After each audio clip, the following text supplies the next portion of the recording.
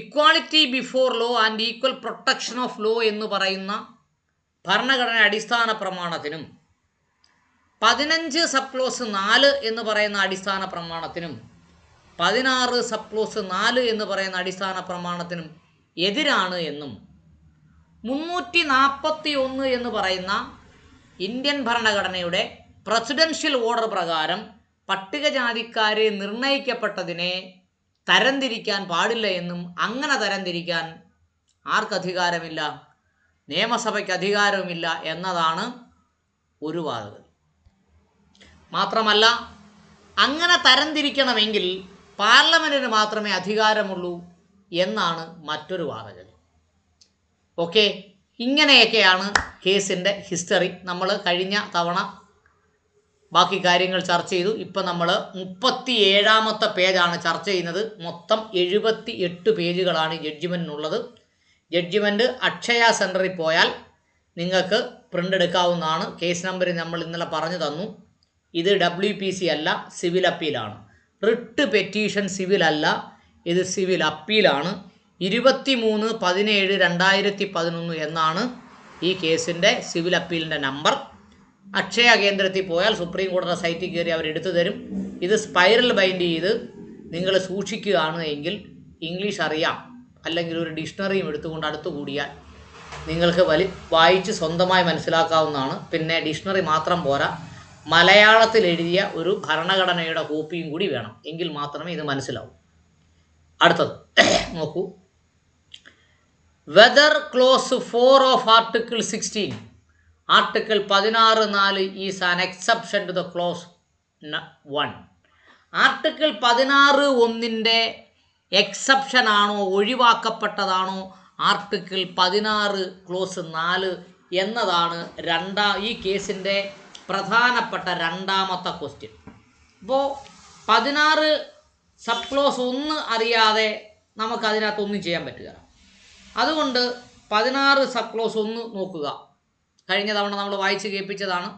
പുതിയ ആൾക്കാർക്ക് വേണ്ടി ഒന്നും കൂടി വായിക്കുകയാണ്. നോക്കൂ, ആർട്ടിക്കിൾ 16 പറയുന്നത് പൊതുജീവനും സംബന്ധിച്ച വിഷയങ്ങളിൽ അവസര സമത്വം ഉണ്ടാകണം. നോക്കൂ, 16 ക്ലോസ് 1 എല്ലാ പൗരന്മാർക്കും രാഷ്ട്രത്തിൻ്റെ കീഴിലുള്ള ജീവനത്തെയോ അഥവാ ഏതെങ്കിലും ഉദ്യോഗത്തിലുള്ള നിയമനത്തെയോ സംബന്ധിച്ച വിഷയങ്ങളിൽ അവസര സമത്വം ഉണ്ടായിരിക്കണം. അതാണ് ആർട്ടിക്കിൾ 16 ക്ലോസ് 1 പറയുന്നത്. ആർട്ടിക്കിൾ 16 ക്ലോസ് 4 പറയുന്നത് ഈ അനുച്ഛേദത്തിലെ യാതൊന്നും രാഷ്ട്രത്തിൻ്റെ അഭിപ്രായത്തിൽ, രാഷ്ട്രമെന്ന് പറഞ്ഞാൽ പാർലമെൻ്റ് എന്നാണ് കേട്ടോ, രാഷ്ട്രത്തിൻ്റെ അഭിപ്രായത്തിൽ രാഷ്ട്രത്തിൻ്റെ കീഴിലുള്ള സർവീസുകളിൽ മതിയായിടത്തോളം പ്രാതിനിധ്യം ലഭിച്ചിട്ടില്ലാത്ത ഏതെങ്കിലും പിന്നോക്ക വിഭാഗത്തിൽ എന്നാണ് പറഞ്ഞത് പൗരന്മാർക്ക് നിയമനങ്ങളിലോ തസ്തികകളിലോ അവസരം സംവരണം ചെയ്യുന്നതിൽ നിന്ന് ഏതെങ്കിലും വ്യവസ്ഥ ഉണ്ടാക്കുന്നതിൽ നിന്ന് രാഷ്ട്രത്തെ തടയുന്നില്ല. അപ്പോൾ പിന്നോക്ക വിഭാഗം എന്ന് പറഞ്ഞാൽ അത് പട്ടികജാതിയാകുമോ എന്നൊരു പ്രശ്നമുണ്ട്. പിന്നോക്ക വിഭാഗം എന്ന് പറഞ്ഞാൽ അത് OBC ആണ്, അത് ഷെഡ്യൂൾഡ് കാസ്റ്റ് അല്ല, അത് ഷെഡ്യൂൾഡ് ട്രൈബ് അല്ല എന്നൊരു വാദവും നിലനിൽക്കുന്നുണ്ട്. അപ്പോൾ ഇവിടുത്തെ പ്രധാന രണ്ടാമത്തെ ക്വസ്റ്റ്യൻ ഇതാണ്. ആർട്ടിക്കിൾ 16(4) 16(1) എക്സെപ്ഷൻ ആണോ, ഒഴിവാക്കപ്പെട്ടതാണോ എന്ന് പറഞ്ഞാൽ 16(1) ആണോ വ്യാഖ്യാനിക്കേണ്ടത്, 16(4) ആണോ ഭരണഘടന ബെഞ്ച്, അതായത് സുപ്രീം കോടതി പരിഗണിക്കേണ്ടത് എന്ന ക്വസ്റ്റ്യൻ ആണ് നമ്മളിവിടെ ചർച്ച ചെയ്യുന്നത്. നോക്കൂ, ഇൻ ബാലാജി കേസ്, അപ്പോൾ ഞാൻ ആ നമ്പറൊന്നും വായിക്കുന്നില്ല. ബാലാജി കേസിൽ it was held there is no doubt that article 15 sub clause 4 has to be read as proviso to the exception to article 15 clause 1 and 29 clause 2. വളരെ ശ്രദ്ധിച്ച് മനസ്സിലാക്കേണ്ടതാണ്. ഇത് ഭരണഘടനയെ വ്യാഖ്യാനിക്കുകയാണ് ചെയ്യുന്നത്. നമ്മൾ ഒരു വേദിയിൽ പോയി ഈ കേസിനെ കുറിച്ച് അവതരിപ്പിക്കുമ്പോൾ വെറുതെ നമ്മുടെ നാട്ടിൽ ഇവിടെ ഏറ്റവും പിന്നോക്കം നിൽക്കുന്ന ഒരു ജാതിയുടെ പേര് പറഞ്ഞിട്ട് അവർക്ക് വിദ്യാഭ്യാസം കിട്ടിയില്ല, അവർക്ക് സംവരണം കിട്ടിയില്ല എന്നല്ല വാദം. ഭരണഘടനാപരമായി ശരിയാണോ തെറ്റാണോ എന്നതാണ് വാദം. അവിടെയാണ് നമ്മൾ പ്രധാനമായി ശ്രദ്ധിക്കേണ്ടത്. There is no doubt that Article 15 Clause 4, Article 15 Clause 4 has to be read as the proviso exception 15 Clause 1. 15 close ഒന്നിൽ പെടാത്തതാണ് 15 ക്ലോസ് 4 എന്നാണ് പറയുന്നത്. 15 എന്താ പറഞ്ഞേക്കുന്നത്? മതമോ വർഗമോ ജാതിയോ ലിംഗമോ ജന്മസ്ഥലമോ കാരണമാക്കിയിട്ടുള്ള വിവേചനം നിരോധിക്കണം. എന്ത്? മതത്തിൻ്റെ പേരിൽ, വർഗത്തിൻ്റെ പേരിൽ, ജാതിയുടെ പേരിൽ, സ്ത്രീ പുരുഷ വ്യത്യാസത്തിൻ്റെ പേരിൽ, ജന്മസ്ഥലത്തിൻ്റെ പേരിൽ പൗരന്മാരെ തരംതിരിക്കാൻ പാടില്ല. മതം, വർഗം, ജാതി, ലിംഗം, ജന്മസ്ഥലം അല്ലെങ്കിൽ അവയിൽ ഏതെങ്കിലും മാത്രം കണക്കാക്കി രാഷ്ട്രം യാതൊരു പൗരനും വിവേചനം നടത്താൻ പാടില്ല എന്നാണ് 15 പറയുന്നത്. ആ 15(4) എന്താ പറയുന്നത്? അത് ബഹിരസമാണ്. എന്താണെന്നറിയാമോ? ഈ അനുച്ഛേദത്തിലെ 29(2) രണ്ടാം ഖണ്ഡത്തിലുള്ള യാതൊന്നും സാമൂഹികപരമായും വിദ്യാഭ്യാസപരമായും പിന്നോക്കം നിൽക്കുന്ന ഏതെങ്കിലും വിഭാഗത്തിൽപ്പെട്ട പൗരന്മാരുടെ ഉന്നമനത്തിനു വേണ്ടിയോ പട്ടികജാതി പട്ടികവർഗ ഗോത്രവർഗങ്ങൾക്കും വേണ്ടിയോ ഏതെങ്കിലും വ്യവസ്ഥ ഉണ്ടാക്കുന്നതിൽ നിന്ന് രാഷ്ട്രത്തെ തടയുന്നില്ല. അവിടെ വളരെ വ്യക്തമായി പറഞ്ഞിരിക്കുന്നത് പിന്നോക്കക്കാർക്ക് വേണ്ടി പ്രത്യേക പ്രൊവിഷൻ ഉണ്ടാക്കുന്നതിന് വേണ്ടി രാഷ്ട്രത്തെ തടയുന്നില്ല. പട്ടികജാതിക്കാർക്കും പട്ടികവർഗക്കാർക്കും വേണ്ടി പ്രത്യേക പ്രൊവിഷൻ ഉണ്ടാക്കുന്നതിൽ രാഷ്ട്രത്തെ തടയുന്നില്ല എന്നാണ് 15 ക്ലോസ് 4 പറഞ്ഞത്. പക്ഷേ പട്ടികജാതിക്കാരുടെ ഇടയിൽ മറ്റൊരു വിഭാഗത്തിന് വേണ്ടി പ്രത്യേക നിയമം ഉണ്ടാക്കുന്നതിനെ രാഷ്ട്രം തടയുന്നില്ല എന്നവിടെ പറഞ്ഞിട്ടില്ല. അവിടെ വളരെ വ്യക്തമായി മനസ്സിലാക്കണം. ഓക്കെ, ആരാ മൈക്കോണാക്കിയേ? പിന്നെ നമ്മൾ പറയുന്നത് 29 ക്ലോസ് 2. 29 ക്ലോസ് 2 കൂടി നമുക്ക് ഇതിൽ പറഞ്ഞങ്ങ് പോകാം. ഇല്ലെങ്കിൽ പിന്നെ അതിനു വേണ്ടി നമ്മൾ വേറൊരു ഇൻ്റർപ്രിട്ടേഷൻ നടത്തേണ്ടി വരും. 29 എന്താണെന്നറിയാമോ? ന്യൂനപക്ഷ താല്പര്യങ്ങളുടെ സംരക്ഷണം. ന്യൂനപക്ഷം എന്ന് പറഞ്ഞാൽ ആരാ? ഭാഷാ ന്യൂനപക്ഷം, മതന്യൂനപക്ഷം. ഈ 2 വിഭാഗങ്ങളാണ് പ്രധാനമായും ന്യൂനപക്ഷങ്ങളായി എവിടെ പറയുന്നത്? ഇന്ത്യയിൽ പറയുന്നത്. അല്ലാതെ വിദ്യാഭ്യാസം കുറഞ്ഞവർ ന്യൂനപക്ഷമാണ്, അല്ലെങ്കിൽ ജോലി കിട്ടാത്തവർ ന്യൂനപക്ഷമാണ് എന്ന് ഇന്ത്യയിൽ പറഞ്ഞിട്ടില്ല. വളരെ ശ്രദ്ധിക്കേണ്ട കാര്യമാണ്. ഭാരതത്തിൻ്റെ ഭൂപ്രദേശത്തിൻ്റെ ഏതെങ്കിലും ഭാഗത്തു താമസിക്കുന്ന പൗരന്മാരിൽ ഭിന്നമായൊരു ഭാഷയോ ലിപിയോ സംസ്കാരമോ സ്വന്തമായിട്ടുള്ള ഏതൊരു വിഭാഗത്തെയും അത് സംരക്ഷിക്കുന്നതിനുള്ള അവകാശം ഉണ്ടായിരിക്കും എന്ന് പറഞ്ഞാൽ എന്താ പറഞ്ഞേ? ഭാഷാ ന്യൂനപക്ഷം. അതാണ് 29 പറയുന്നത്. 22(2) പറയുന്നത് എന്താ? രാഷ്ട്രം സംരക്ഷിക്കുന്നതോ രാഷ്ട്രത്തിൻ്റെ നിധിയിൽ നിന്ന് സഹായം സ്വീകരിക്കുന്നതോ ആയ ഏതെങ്കിലും വിദ്യാഭ്യാസ സ്ഥാപനങ്ങളിൽ മതം, വർഗം, ജാതി, ഭാഷ എന്നിവയോ അതിൻ്റെ ഏതെങ്കിലും ഒന്നിൻ്റെയോ മാത്രം അടിസ്ഥാനത്തിൽ യാതൊരു പൗരനെയും പ്രവേശനം നിഷേധിക്കുവാൻ പാടില്ല. ഇവിടെ എന്താ പറഞ്ഞത്? സർക്കാരിൻ്റെ ഖജനാവിൽ നിന്ന് പണം കൊടുത്ത് പ്രവർത്തിക്കുന്ന സ്ഥാപനങ്ങളിൽ മതം, ജാതി, വർഗം, ഭാഷ, ആചാരം എന്നിവയെ അടിസ്ഥാനത്തിൽ പ്രവേശനം നിഷേധിക്കരുതെന്നാണ് പറഞ്ഞത്. അല്ലാതെ പട്ടികജാതിയിലെ ഒരു വിഭാഗത്തിനെ സബ്ക്ലാസിഫൈ ചെയ്യാൻ 29(2) പറയുന്നില്ല. അല്ലെങ്കിൽ പട്ടികവർഗത്തിനകത്ത് സബ്ക്ലാസിഫിക്കേഷൻ നടത്താൻ പറയുന്നില്ല. ഇവിടാണ് നമ്മൾ ഭരണഘടനാപരമായി അതിനെ വ്യാഖ്യാനിക്കുന്നത്. It was observed that article 15 subclause 4 was inserted by the first amendment. ഇന്ത്യയിലെ ഭരണഘടന അവതരിപ്പിക്കുന്ന സമയത്ത് തന്നെ 2000-ഓളം അമെൻമെൻറ്റുകൾ, 2000-ഓളം ഭേദഗതികൾ നിർദ്ദേശിക്കപ്പെട്ടു. അതിൽ ആദ്യത്തെ അമെൻമെൻറ്റ് ഏതാ? It observed that 15 subclause 4 was inserted by the first amendment in the light of the decision Champakam Dorai Raja in 1951. Champakam Dorai Raja എന്ന് പറയുന്ന കേസ് പ്രകാരമായിരുന്നു 1951 തന്നെ ഒന്നാമത്തെ ഭേദഗതി കൊണ്ടുവരുന്നത്. With a view to remove the defect pointed out by this court namely. അപ്പോൾ 15 subclause 4 വ്യക്തത വരുത്തുന്നതിന് വേണ്ടിയാണ് എന്ത് ചെയ്യുന്നത്? ഒന്നാമത്തെ ഭേദഗതി വന്നത്. The absence of provisions in the Article 15 corresponding to Article 14 and Article 16. Article 15 അറിയാമല്ലോ. Article 15 നമ്മൾ പറഞ്ഞു, അതിൻ്റെ സബ്ക്ലോസ് 4 നമ്മൾ പറഞ്ഞു, Article 16 നമ്മൾ പറഞ്ഞു. ഇതിൻ്റെ എല്ലാം അങ്ങനെ വ്യക്തത നിർണ്ണയിക്കുന്നതിന് വേണ്ടിയാണ് എന്ത് വന്നത്? ഒന്നാമത്തെ ഭേദഗതി കൊണ്ട്. Article 15 മനസ്സിലായി കാണുമല്ലോ അല്ലേ? Article 15 എന്താ പറഞ്ഞേ? ആർട്ടിക്കിൾ 15 പറഞ്ഞത് മതം, വർഗം, ജാതി, ഭാഷ, ലിംഗം, ജന്മസ്ഥലം എന്നതിൻ്റെ അടിസ്ഥാനത്തിൽ എന്ത് പാടില്ല? പ്രത്യേക പരിഗണന പാടില്ല. 14 എന്താ പറഞ്ഞത്? 14 എന്താ പറഞ്ഞേ?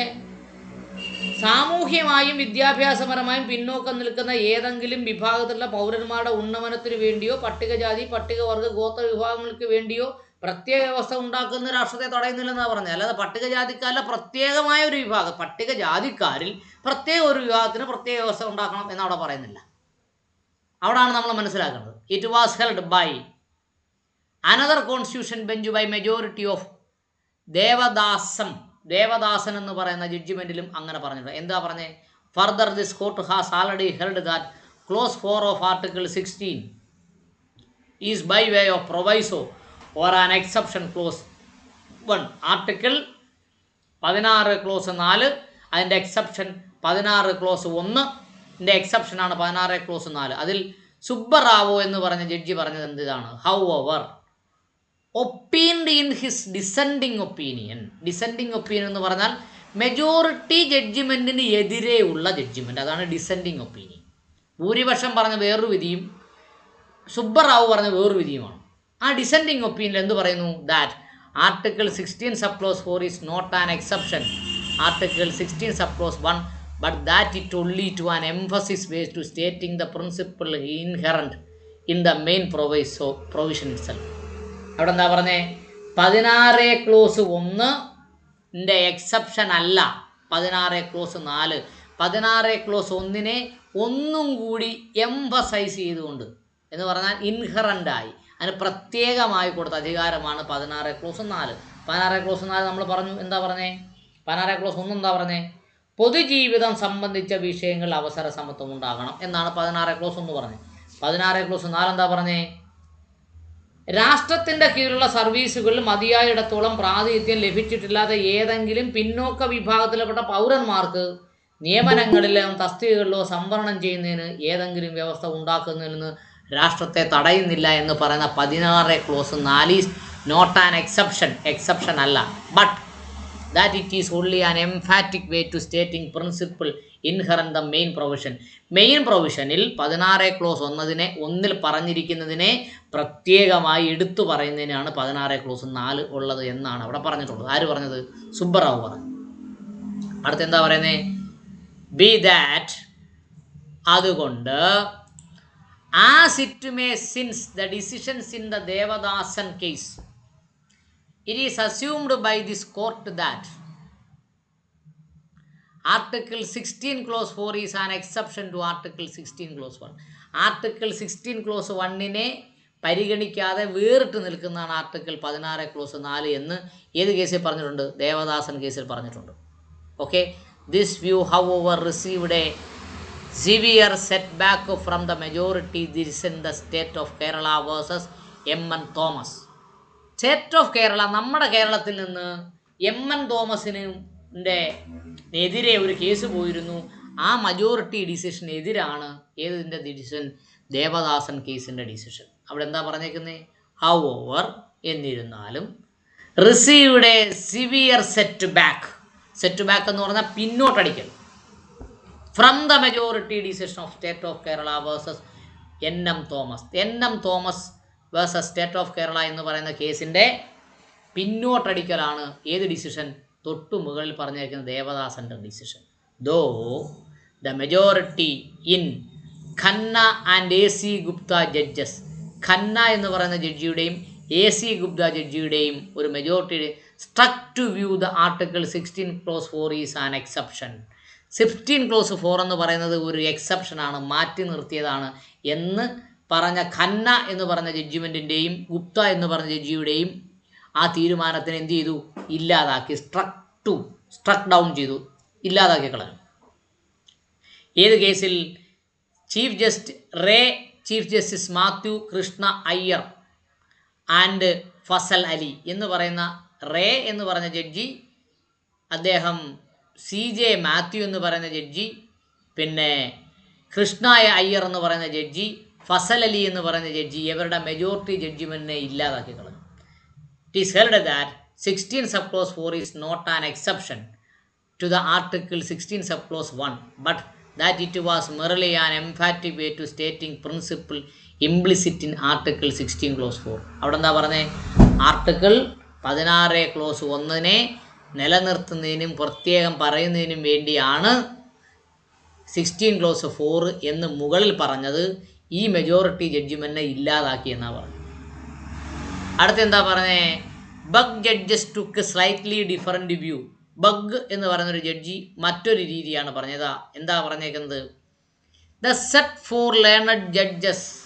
മുകളിൽ പറഞ്ഞ 4 ജഡ്ജിമാർ ആരൊക്കെയാ? റേ, മാത്യു, കൃഷ്ണയ്യർ, ഫസൽ അലി എന്ന് പറയുന്ന 4 ജഡ്ജിമാർ പറഞ്ഞത് എന്തൊക്കെയാണ്? Whose view have been referred to in paragraph 713 പറഞ്ഞ എന്താ? Held article 16 sub clause 1 being a facet of doctrine of equality enriched in article 14 permits reasonable classification of article 14 does. അവിടെ എന്താ പറഞ്ഞേ? ആർട്ടിക്കിൾ 14 പറയുന്നത് equality before law and equal protection of law എന്നാണ്. അത് article 14 ഒന്ന് വായിച്ച് കേൾപ്പിക്കാം മലയാളത്തിൽ. നിയമനത്തിന് മുൻപാകെ സമത്വം. രാഷ്ട്രം ഭാരതത്തിൻ്റെ ഭൂപ്രദേശത്തിനകത്ത് യാതൊരാൾക്കും നിയമത്തിൻ്റെ മുൻപാകെ സമത്വമോ നിയമങ്ങളിൽ സമാനമായ സംരക്ഷണമോ നിഷേധിക്കാൻ പാടില്ല. അതാണ് article 14. Equality before law and equal protection of law എന്നാണ് പറയുന്നത്. അങ്ങനെ പറയുന്നതിനെ ഇറ്റ് പെർമിറ്റ് റീസണബിൾ ക്ലാസിഫിക്കേഷൻ. റീസണബിളായി അതിനെ തരംതിരിക്കുന്നതിന് വേണ്ടിയാണ് ആർട്ടിക്കിൾ 16 ഉള്ളത്. എല്ലാവരും തുല്യരാണ് എന്ന് 14 പറഞ്ഞാലും പക്ഷേ OBC-ക്കാർ തുല്യരല്ല, SC-ക്കാർ തുല്യരല്ല, ST തുല്യരല്ല. ആരുമായിട്ട് നോക്കുമ്പോൾ ഫോർവേഡ് കമ്മ്യൂണിറ്റിയുമായിട്ട് നോക്കും. എന്ത് ഫോർവേഡ് കമ്മ്യൂണിറ്റി? അവർ മൊത്തം എല്ലാ ഫലങ്ങളും എൻജോയ് ചെയ്യുന്ന കമ്മ്യൂണിറ്റിയായിട്ട് നോക്കുമ്പോൾ OBC-ക്കാരും SC ST തുല്യരല്ല എന്ന് തരംതിരിക്കുന്നതിന് വേണ്ടിയാണ് 16 ക്ലോസ് 1 കൊണ്ടുവന്നത് എന്നാണ് ഇവിടെ വളരെ വ്യക്തമായി പറഞ്ഞത്. In our respectful opinion. അപ്പോൾ ഞങ്ങളുടെ അഭിപ്രായത്തിൽ എന്ന് പറഞ്ഞാൽ മുകളിൽ പറഞ്ഞ 4 ജഡ്ജിമാരുടെ അഭിപ്രായത്തിൽ the view taken by the majority in Thomas കേസിൽ 1976 കണ്ടുപിടിച്ച ആ നിരീക്ഷണം is in the correct one. അത് വളരെ ശരിയാണ്. Is the correct one. We took believe that. ഞങ്ങൾ വിശ്വസിക്കുന്നു. ആര് വിശ്വസിക്കുന്നു? ജഡ്ജിമാർ വിശ്വസിക്കുന്നു. Article 16(1) does permit reasonable classification for ensuring attainment of equality of opportunity assured by it. അപ്പോൾ 16 ക്ലോസ് 1 കൊണ്ടുവന്നത് ഇക്വാളിറ്റി കൊണ്ടുവരുന്നതിന് വേണ്ടിയുള്ള റീസണബിൾ ക്ലാസിഫിക്കേഷൻ ആണ്. അവർക്ക് ഈക്വാളിറ്റി ഓപ്പർച്യൂണിറ്റി കിട്ടണം, അവസരങ്ങളിലും സമത്വം കിട്ടണം. For assuring the equality of opportunity. പിന്നെ പറഞ്ഞ എന്താണ്? അതിന് അഷ്വറിങ് ഇക്വാളിറ്റി ഓഫ് ഓപ്പർച്യൂണിറ്റി, അവസരങ്ങൾ സമത്വം കിട്ടുന്നതിന് വേണ്ടിയാണ് 16 ക്ലോസ് 1 ഉള്ളത്. It may well be necessary in certain situation to treat unequally situated persons is unequally. തുല്യതയല്ലാത്ത വിഭാഗത്തിനെ തുല്യതയല്ലാത്തതായി തന്നെ നിലനിർത്തണം. എങ്കിൽ മാത്രമേ സംവരണം കൊടുക്കാൻ പറ്റൂ. ഇന്ത്യയിൽ എല്ലാവർക്കും equality before law and equal protection of law എന്ന് പറഞ്ഞാൽ ആർക്കും സംവരണം കൊടുക്കാൻ പറ്റില്ല. Not doing so. അങ്ങനെ ചെയ്യാതിരുന്നാൽ, എങ്ങനെ ചെയ്യാതിരുന്നാൽ? ഈ അൺഈക്വൽ അല്ലാത്തവരെ അൺഈക്വലായി നിലനിർത്താതിരുന്നാൽ, അതാണ് നോട്ട് ഡൂയിങ് സോ എന്ന് പറഞ്ഞത്. Would perpetuate and accentuate inequality.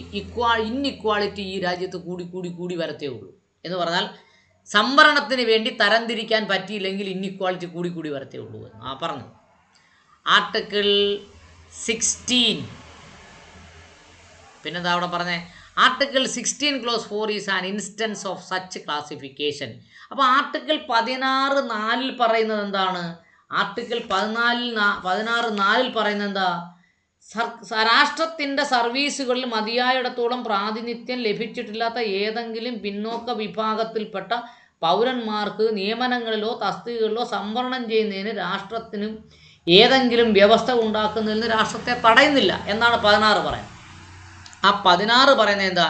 Is an instance. അതൊരു ഇൻസ്റ്റൻ്റാണ്, അവസരമാണ്. Of such classification. ഏത് ക്ലാസിഫിക്കേഷൻ? തുല്യതയല്ലാത്തവരെ തുല്യതയല്ലാത്തവരായി തന്നെ നിലനിർത്തണം എന്ന് പറയുന്നതാണ് ഏതാ? 16 clause 4.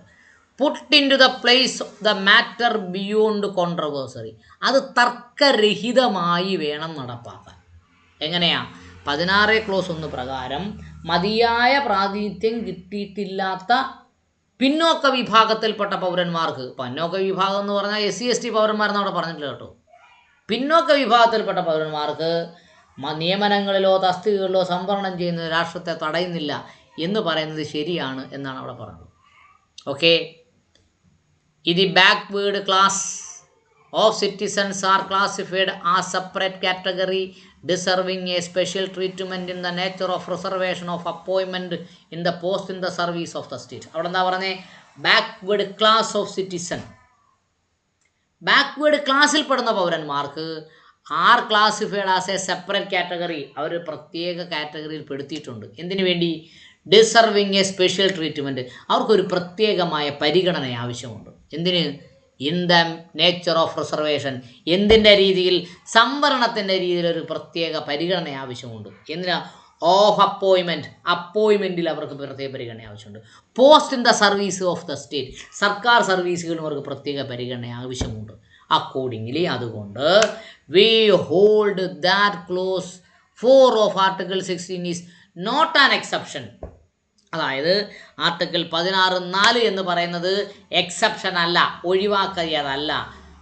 Article 16 clause 1 it is an instance of classification implicit and permit in the clause 16 clause 1.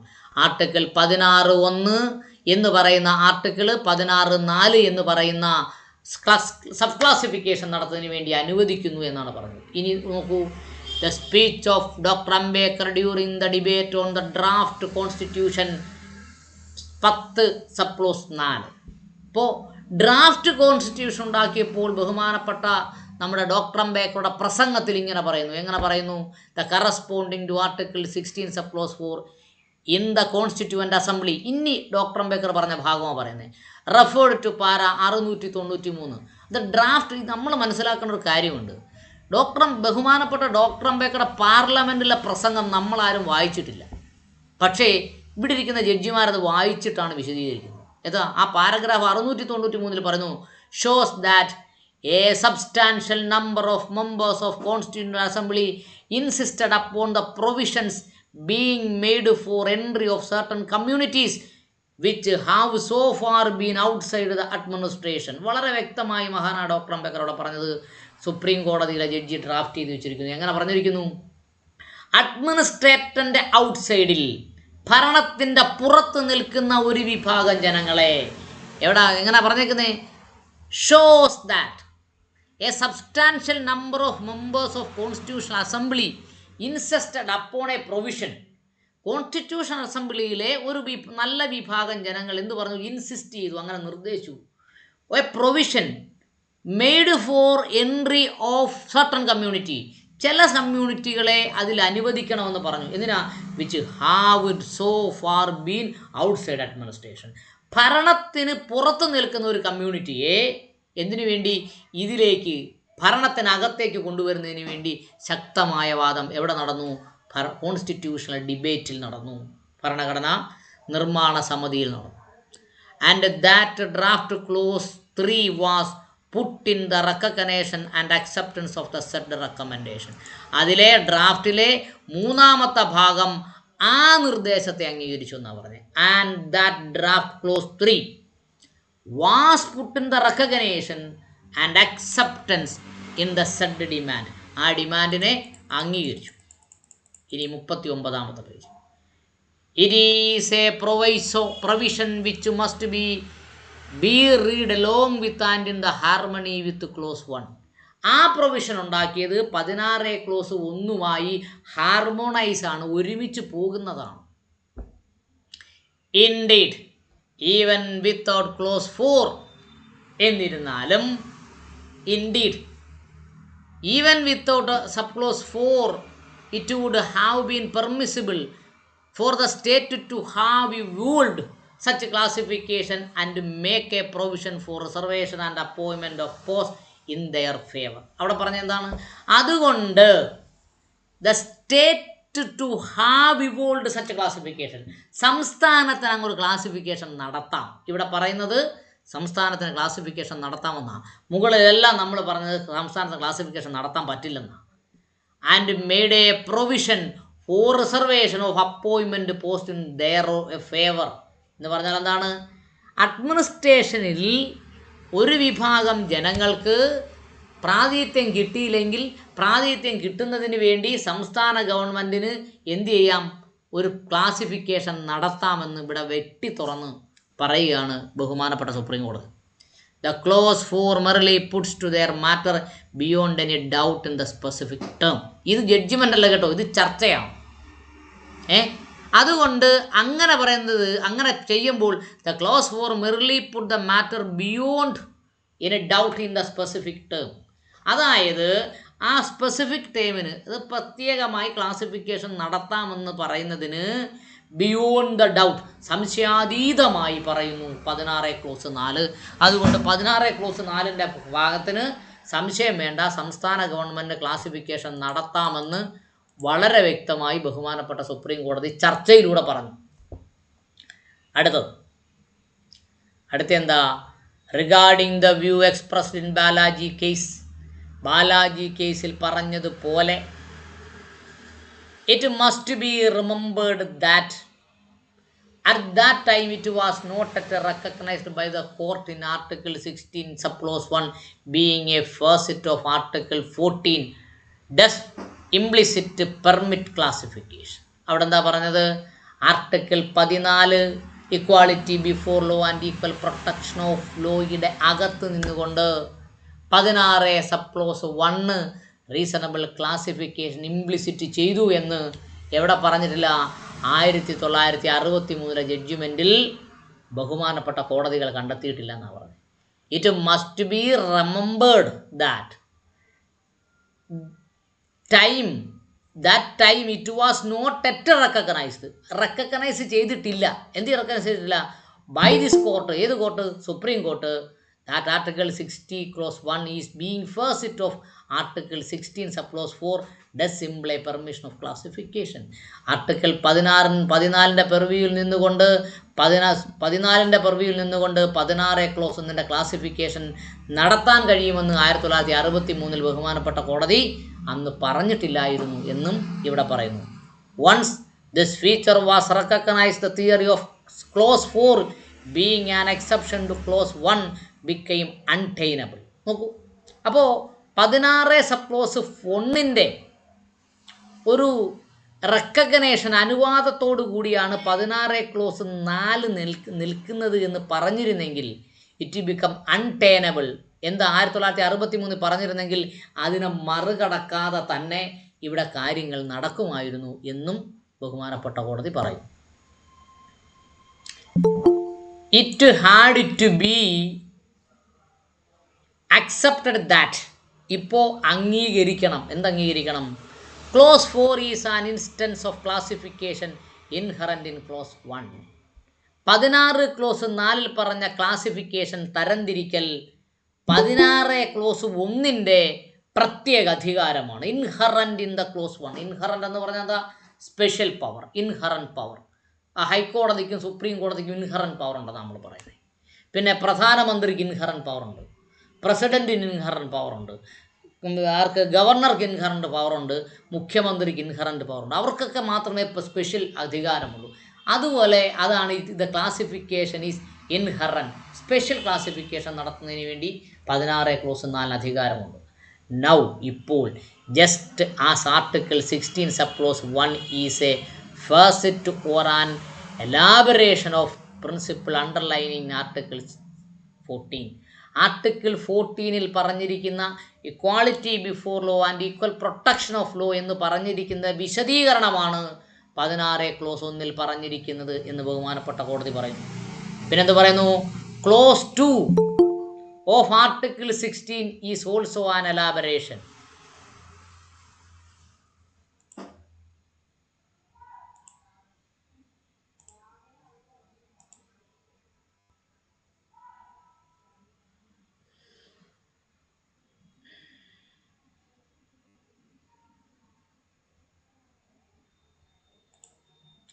പിന്നെന്താ പറഞ്ഞേ? നമ്മൾ പറഞ്ഞെന്താ?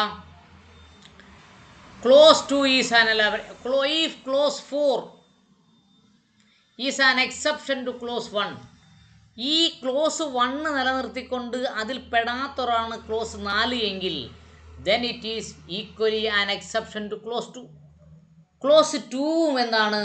എക്സെപ്ഷൻ ആണ്. ക്ലോസ് 2 എന്താ പറഞ്ഞത്? 16 ക്ലോസ് 2 രാഷ്ട്രത്തിൻ്റെ കീഴിലുള്ള ഏതെങ്കിലും ജീവനത്തെയോ ഉദ്യോഗത്തെയോ സംബന്ധിച്ച് മതം, വർഗം, ജാതി, ലിംഗം, വംശം, ജനനസ്ഥലം, വാസസ്ഥലം എന്നിവയോ അവയിൽ ഏതെങ്കിലുമോ മാത്രം അടിസ്ഥാനമാക്കി യാതൊരു പൗരനെയും അയോഗ്യനാക്കുകയോ വിവേചിക്കുകയോ ചെയ്യാൻ പാടില്ല. ക്ലോസ് 2 എന്താ പറഞ്ഞത്? വളരെ കൃത്യമായി പറയുന്നത് എന്താണെന്നറിയാമോ? മതത്തിൻ്റെയോ വർഗത്തിൻ്റെയോ ജാതിയുടെയോ ലിംഗത്തിൻ്റെയോ വംശത്തിൻ്റെയോ ജന്മസ്ഥലത്തിൻ്റെയോ വാസസ്ഥലത്തിൻ്റെ അടിസ്ഥാനത്തിൽ ആരെയും സർക്കാർ സർവീസിൽ നിന്ന് മാറ്റി നിർത്തരുത് എന്നാണ് പറഞ്ഞിട്ടുള്ളത്. The question then arise it want respect if clause 4 is an exception to clause 2.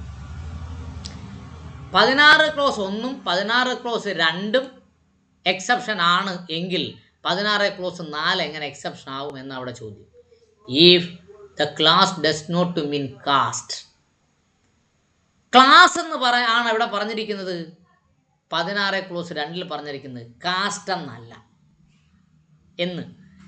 Either the clause 1 nor the clause 2 speak class. 16 clause 1ഉം 16 ക്ലോസ് 2ഉം കാസ്റ്റിനെ കുറിച്ചല്ല പറയുന്നത്, ക്ലാസിനെ കുറിച്ചാണ് പറയുന്നത്. Does the contention mean that clause 1 does not permit classification, therefore clause 4 is an exception. Class 1 എന്ത് ചെയ്യുന്നില്ല? സബ് ക്ലോസിഫിക്കേഷൻ പറയുന്നില്ല. ക്ലാസ് 4 എന്ത് പറയുന്നു? സബ് ക്ലോസിഫിക്കേഷൻ പറയുന്നു. അതുകൊണ്ട് എക്സെപ്ഷൻ ആണെന്നാണ് വീണ്ടും ഇവർ പറയുന്നത്. Thus from any point of view the contention of the petitioners has no merit. അപ്പോൾ പെറ്റീഷണർ എന്ന് പറയുന്നത് ഇവിടുത്തെ ആരാ? പഞ്ചാബാണ്. അപ്പോൾ പഞ്ചാബിൻ്റെ ആ വാദം നിലനിൽക്കത്തില്ല. The petitioners contention has no merit എന്നാണ് ഇവിടെ പറഞ്ഞിരിക്കുന്നത്. പെറ്റീഷണേഴ്സ് കണ്ടൻഷൻ ഇവിടെ അപ്പലേറ്റ് ആണ്. ആര്? പഞ്ചാബ്. പെറ്റീഷണേഴ്സ് കണ്ടൻഷൻ ആരാ? ദേവേന്ദ്ര സിംഗ് ആണ്. അപ്പോൾ ദേവേന്ദ്ര സിംഗിൻ്റെ വാദം നിലനിൽക്കത്തില്ല എന്നാണ് ഇവിടെ പറഞ്ഞിരിക്കുന്നത്. പെറ്റീഷണർ പഞ്ചാബ് അല്ല, ദേവേന്ദ്ര സിംഗ് ആണ്. ഓക്കെ, അപ്പോൾ എന്താ ഇവിടെ പറഞ്ഞു വെച്ചേക്കുന്നത്? ഇവിടെ പറഞ്ഞു വെച്ചേക്കുന്നത് സബ് ക്ലാസിഫിക്കേഷൻ നടത്താമെന്നാണ്. അതാണ് നമ്മൾ അതിൽ നിന്ന് ചുരുക്കി മനസ്സിലാക്കേണ്ടത്. സബ് ക്ലാസിഫിക്കേഷൻ നടത്താം. അതിന് ആർക്ക് അധികാരമുണ്ട്? സ്റ്റേറ്റിന് അധികാരമുണ്ട്. ക്ലാസ് എന്ന് പറഞ്ഞിരിക്കുന്നത് കാസ്റ്റിനെയും കൂടി ഉദ്ദേശിച്ചിട്ടാണ് എന്നാണ് ഇവിടെ പറഞ്ഞിട്ടുള്ളത്. അടുത്ത 2C. Whether the Article 16 is an exhaustive of the every concept of reservation.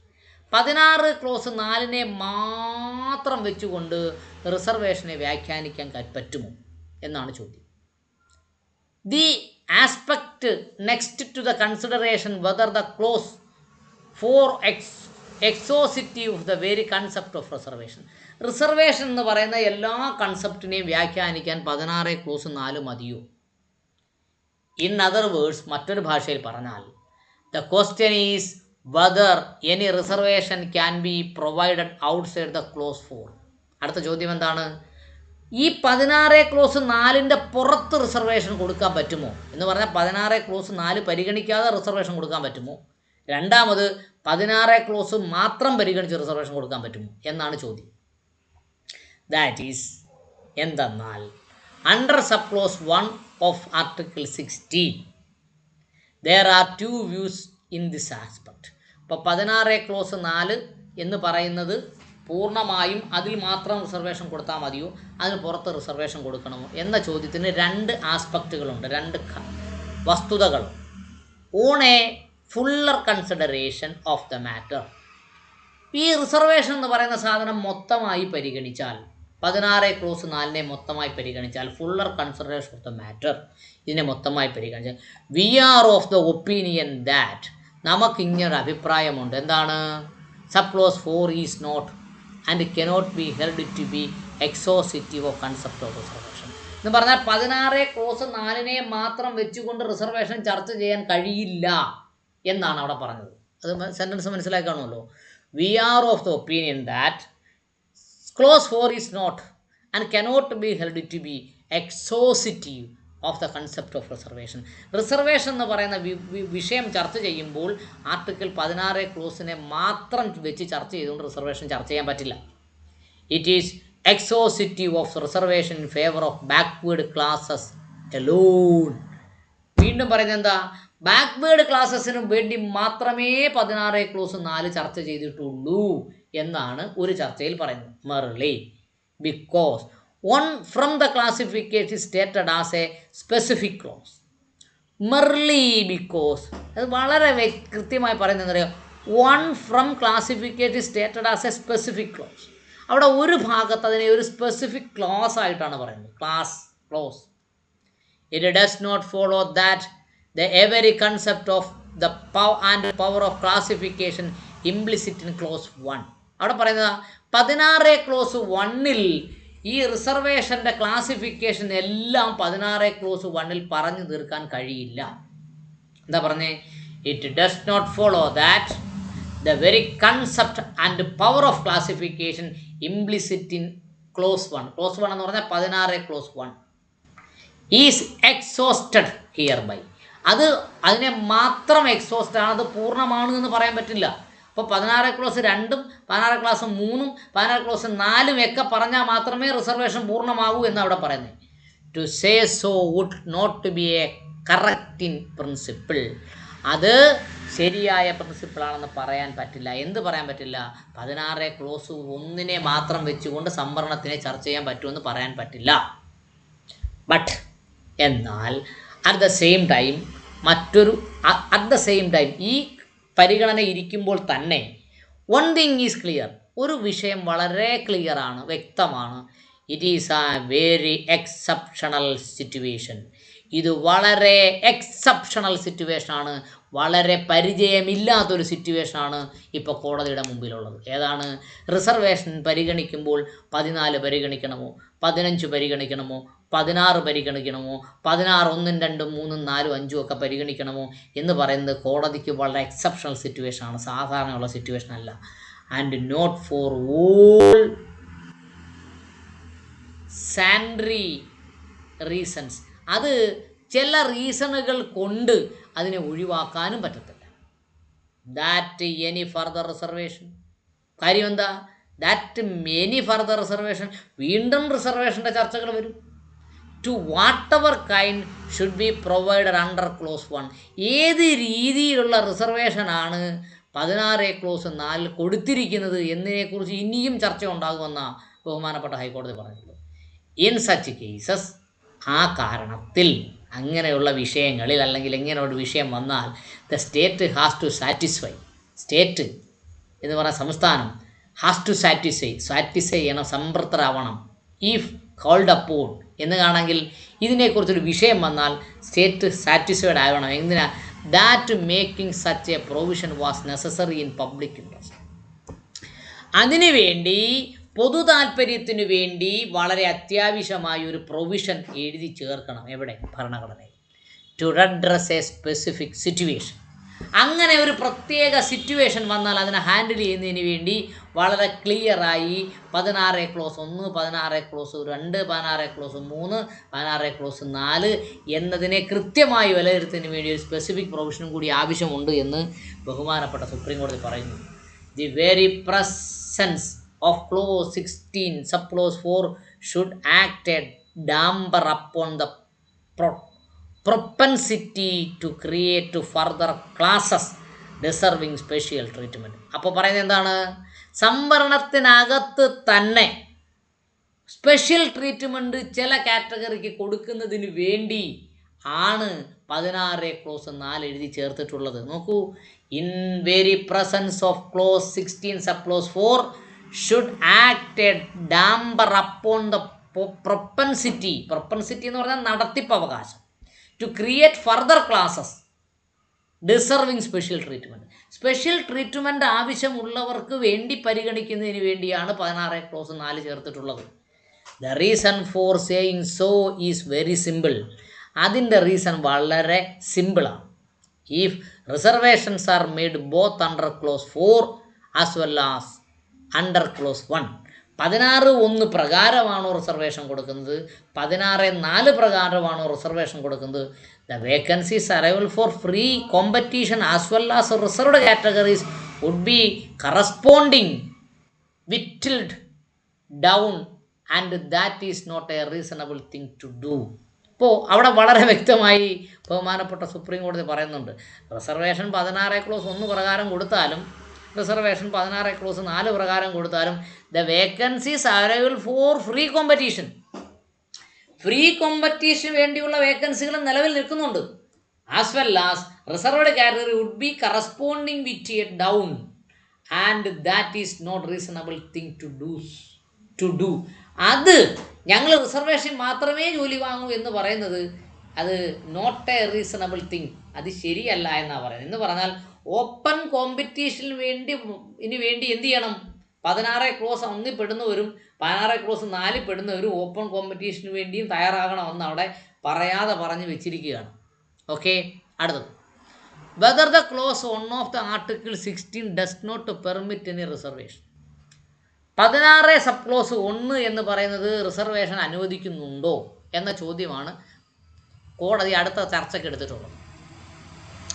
Four the reason given in the preceding paragraph, മുമ്പേ പറഞ്ഞിരിക്കുന്ന പാരഗ്രാഫിൽ പറഞ്ഞ കാരണങ്ങളെ നിലനിർത്തിക്കൊണ്ട് തന്നെ we must reject the argument that clause 1 of article 16 permit only extending of preference, concession and exceptions.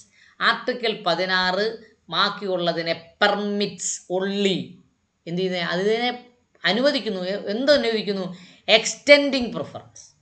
ചിലർക്ക് preference കൊടുക്കാൻ അനുവദിക്കുന്നു, ചിലർക്ക് കൺസെഷൻ കൊടുക്കാൻ അനുവദിക്കുന്നു, ചിലർക്ക് എക്സെപ്ഷൻ കൊടുക്കാൻ അനുവദിക്കുന്നു. ഈ 16 ക്ലോസ് 1 കൺസെഷനും പ്രിഫറൻസും എക്സെപ്ഷനുമാണ് അനുവദിക്കുന്നത് എന്നാണ് പറഞ്ഞത് അവിടെ. We must reject the argument that clause 1 of article 16 permit only extending preference മാത്രം കൊടുക്കുന്നു എന്ന് പറയുന്നതിനെ ഞങ്ങൾ റിജക്റ്റ് ചെയ്യുന്നു.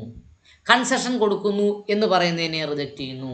എക്സെപ്ഷൻ കൊടുക്കുന്നു എന്ന് പറയുന്നതിനെ റിജക്റ്റ് ചെയ്യുന്നു എന്നാണ് അവിടെ പറഞ്ഞത്. We must reject the argument that clause 1 of article 16 permit only extending preference കൊടുക്കുന്നു എന്ന് പറഞ്ഞാൽ റിജക്റ്റ് ചെയ്യുന്നു, കൺസെഷൻ കൊടുക്കുന്നു എന്ന് പറഞ്ഞാൽ റിജക്റ്റ് ചെയ്യുന്നു, എക്സെപ്ഷൻ കൊടുക്കുന്നു എന്ന് പറഞ്ഞാൽ റിജക്റ്റ് ചെയ്യുന്നു. ബട്ട് എന്നാൽ does not permit reservation of appointment in post. പക്ഷേ ഡസ് നോട്ട് പെർമിറ്റ് അനുവദിക്കുന്നില്ല reservation of appointment in post. ഏതിനെ റിജക്റ്റ്? ഈ 3 കാരണങ്ങൾ റിജക്റ്റ് ചെയ്യുന്നു എങ്കിലും റിസർവേഷനിൽ പോസ്റ്റിലും അപ്പോയിൻമെൻറ്റിലും അനുവാദം കൊടുക്കുന്നു എന്നതിനെ റിജക്റ്റ് ചെയ്യുന്നില്ല. 2 കാര്യങ്ങൾ അവിടെ പറഞ്ഞു വെച്ചേക്കുന്നത്. ഡബിൾ നെഗറ്റീവ് അവിടെ പറഞ്ഞേക്കുന്നത്. ഓക്കെ, അപ്പോഴത് പോസിറ്റീവ് ആവും. റിജക്റ്റ് ബട്ട് ഡസ് നോട്ട് എന്ന് പറഞ്ഞിരിക്കുകയാണ്, ഡബിൾ നെഗറ്റീവാണ്. As pointed out in the paragraph 733 the argument that no reservation can be made under Article 16 subclause 1 is really inspired by opinion of Powell judges in Bucky case. അവിടെ എന്താ പറഞ്ഞേ? As pointed out in paragraph 733 733 പാരഗ്രാഫിൽ പറഞ്ഞിരിക്കുന്നത് പോലെ എന്താ? Argument that no reservation can be made under article 16 subclause is really inspired by opinion of Powell judges. Powell ജഡ്ജസിൻ്റെ അഭിപ്രായം അവിടെ ചൂണ്ടിക്കാണിക്കപ്പെടുകയാണ് ചെയ്യുന്നത്. എന്താ? 16 ക്ലോസ് 1 അടിസ്ഥാനത്തിൽ മാത്രം എന്ത് കൊടുക്കാൻ പറ്റില്ല? റിസർവേഷൻ കൊടുക്കാൻ പറ്റത്തില്ല. 16 ക്ലോസ് 2, 3, 4 ഒക്കെ പരിഗണിച്ചാൽ മാത്രം റിസർവേഷൻ കൊടുക്കാൻ പറ്റുമെന്ന്. ഓക്കെ, അടുത്ത but in the very same paragraph, എന്നാൽ 733 എന്ന പാരഗ്രാഫിൽ തന്നെ we had pointed out that it is not a unanimous opinion of the court. ഏകപക്ഷീയമായ അഭിപ്രായമല്ല, പവൽ എന്ന് പറഞ്ഞ ജഡ്ജിയുടെ അഭിപ്രായം മാത്രമാണത്. In principle we see no base of ascending exceeding to set the contention. The principle we see no basis എന്ന് പറഞ്ഞാൽ Powell judge പറഞ്ഞല്ലോ 16(1) അടിസ്ഥാനത്തിൽ മാത്രം റിസർവേഷൻ കൊടുക്കാൻ പറ്റില്ല എന്ന് പറഞ്ഞതിന് ഇൻ പ്രിൻസിപ്പിൾ തത്വത്തിൽ വി സി നോ ബേസിസ്, അതിനൊരു അടിസ്ഥാനമില്ല for exceeding to the said contention. Powell judges പറഞ്ഞ കണ്ടൻഷനെ നിലനിർത്തുന്നതിന് പ്രത്യേകിച്ച് എന്തില്ല, ഒരു ബേസുമില്ല. what kind of a special provision should be made in favor of a particular class is a matter of the state decide to having regard the fact that the circumstance of a given situation subject course to observation preceding paragraph. Preceding paragraph എന്ന് പറഞ്ഞാൽ എന്താ? ഇപ്പോൾ ഇവിടെ മുന്നേൽ പറഞ്ഞിരിക്കുന്ന പാരഗ്രാഫുകളിൽ എന്ത് പറഞ്ഞിരിക്കുന്നു? What kind of special provision should be made, ഏത് തരത്തിലുള്ള സ്പെഷ്യൽ പ്രൊവിഷനാണ് ഉണ്ടാക്കേണ്ടത് in favour of A particular class, ഒരു പ്രത്യേക വിഭാഗത്തിന് വേണ്ടി എന്ത് തരത്തിലുള്ള പ്രൊവിഷൻസാണ് ഉണ്ടാക്കേണ്ടത്, എന്തിനു വേണ്ടി? Is A matter for state decide, സംസ്ഥാന ഗവൺമെൻറ് എന്ത് തീരുമാനിക്കണം എന്നതിനെക്കുറിച്ച് പർട്ടിക്കുലർ ക്ലാസ്സിന് വേണ്ടി എന്ത് പ്രൊവിഷനാണ് ഉണ്ടാക്കേണ്ടത്. Having regard the fact and circumstances. Fact എന്ന് പറഞ്ഞാൽ സാഹചര്യങ്ങൾ, സർക്കംസ്റ്റാൻസസും ഫാക്റ്റ് എന്ന് പറഞ്ഞാൽ വസ്തുതകൾ, സർക്കംസ്റ്റാൻസ് എന്ന് പറഞ്ഞാൽ സാഹചര്യങ്ങൾ. വസ്തുതകളും സാഹചര്യങ്ങളും അനുസരിച്ച് വേണ്ടി സംസ്ഥാന ഗവൺമെൻറ് എന്ത് പ്രൊവിഷനാണ് സ്വീകരിക്കേണ്ടത്, എന്തിനു വേണ്ടി? ടു എ ഗീവൺ സിറ്റുവേഷൻ, ഇപ്പോൾ ഉള്ള സിറ്റുവേഷനെ തരണം ചെയ്യുന്നതിന് എന്ത് ചെയ്യണം? അതിൻ്റെ subject of course the observations in preceding paragraph, മുമ്പിൽ പറഞ്ഞ പാരഗ്രാഫുകളെല്ലാം പരിഗണിച്ചുകൊണ്ട് സംസ്ഥാന ഗവൺമെൻറ് എന്ത് ഒരു സ്പെഷ്യൽ പ്രൊവിഷൻ ഉണ്ടാക്കണം, എങ്ങനെ, അതിനെ എന്ത് വേണം, ഒരു പർട്ടിക്കുലർ ക്ലാസ്സിന് വേണ്ടി എന്ത് തീരുമാനമെടുക്കണം എന്നതിനെക്കുറിച്ചാണ് അവിടെ ചർച്ച ചെയ്ത്. അടുത്തതിന് ശേഷം എംഫസൈസ് സപ്ലൈഡ് എന്ന് പറഞ്ഞിട്ടുണ്ട്, അതിനെക്കുറിച്ചുള്ള വിശദീകരണം അവിടെ പറഞ്ഞിട്ടുണ്ട് എന്നും പറഞ്ഞിട്ടുണ്ട്. മനസ്സിലായോ? The opinion express by BV Sawant judges. BV സാവന്തിൻ്റെ ചർച്ചയാണ് ഇനി ഈ പറയുന്നത്. നോക്കൂ, പാരഗ്രാഫ് 428 പറയുന്നത്, with the majority decision of the state of Kerala versus MN Thomas. MN Thomas സംസ്ഥാന government, state of Kerala MN Thomas എന്നുള്ള കേസിൽ പറയുന്നത്, having conferred from the majority opinion Subba Rao justice, Subba Rao justice അടങ്ങിയ ബെഞ്ചിൻ്റെ മെജോറിറ്റി ഒപ്പീനിയൻ്റെ അടിസ്ഥാനത്തിൽ T Devadasan versus union of India എന്ന് പറയുന്ന കേസിൻ്റെ അടിസ്ഥാനത്തിൽ the settled judicial view is that, settled judicial view, ഇപ്പം ചർച്ച ചെയ്ത് സുപ്രീം കോടതി ഹൈക്കോടതി അംഗീകരിച്ചൊരു തീരുമാനം ഇതാണ്. ഏതാണ്? Clause 4 article 16 is not an exception to the clause 1. Clause 1ൽ നിന്ന് മാറ്റി നിർത്താൻ പറ്റുന്നതല്ല clause 4, but is merely an emphatic way to stating what is implicit in clause 1. Clause 1 എന്ത് പറഞ്ഞിരിക്കുന്നു എന്നതിനെ വിശദീകരിച്ച് പറയുന്നതാണ് ക്ലോസ് 4 എന്നാണ് അവിടെ പറഞ്ഞിട്ടുള്ളത്. പിന്നെന്താ പറഞ്ഞേ? Equality postulate not merely legal equality but also real equality. തുല്യത എന്ന് പറയുന്നത് ഇറ്റ് ഈസ് പോസ്റ്റുലേറ്റ്, അത് പറഞ്ഞ് പ്രചരിപ്പിക്കുക, നോട്ട് മെർലി ലീഗൽ ഇക്വാളിറ്റി, നിയമപരമായ ഇക്വാളിറ്റി അല്ല, ബട്ട് ഓൾസോ റിയൽ ഇക്വാളിറ്റി, യാഥാർത്ഥ്യ ബോധത്തിലെ തുല്യത ആവശ്യമാണ്. അത് നമുക്ക് എല്ലായിടത്തും എടുത്ത് പ്രയോഗിക്കാൻ പറ്റുന്നൊരു വരിയാണത്. എന്താ? Equality postulate not merely legal equality, നിയമപരമായ തുല്യതയെ അല്ല എന്ന് പറയുന്നത്, തുല്യത എന്ന് പറയുന്നത്, പക്ഷേ എന്തിനെയാണ്? ഓൾസോ റിയൽ ഇക്വാളിറ്റി, യാഥാർത്ഥ്യ ബോധത്തോടുള്ള തുല്യതയാണ് equality before law, equal protection of law എന്ന് പറയുന്നത്. ഇത് equality of opportunity has to be distinguished from equality of result. ഈ റിസൾട്ട് എന്ന് പറഞ്ഞാൽ എന്താ? ഫലം, ഒരു പ്രവൃത്തിയുടെ ഫലം. അപ്പോൾ അവിടെ എന്താ പറഞ്ഞത്? അവിടെ വളരെ വ്യക്തമായി ബഹുമാനപ്പെട്ട സുപ്രീം കോടതി പറഞ്ഞ, the equality of opportunity has to be distinguished from equality of result. ഒരു റിസൾട്ടായ ഇക്വാളിറ്റിയിൽ നിന്നും വളരെ വ്യത്യസ്തമാണ് ഇക്വാളിറ്റി ഓഫ് ഓപ്പർച്യൂണിറ്റി എന്ന് പറയുന്നത്. The various provisions of our constitution and particularly those of Article 38, 46, 335, 338 and Article 340 together with the preamble should that the right to equality enshrined in the Constitution is not merely a formal right but or a vacacious declaration. ആരാണ് ഓണാക്കി വെച്ചത്? Yes, ഇവിടെ എന്താ പറഞ്ഞേ?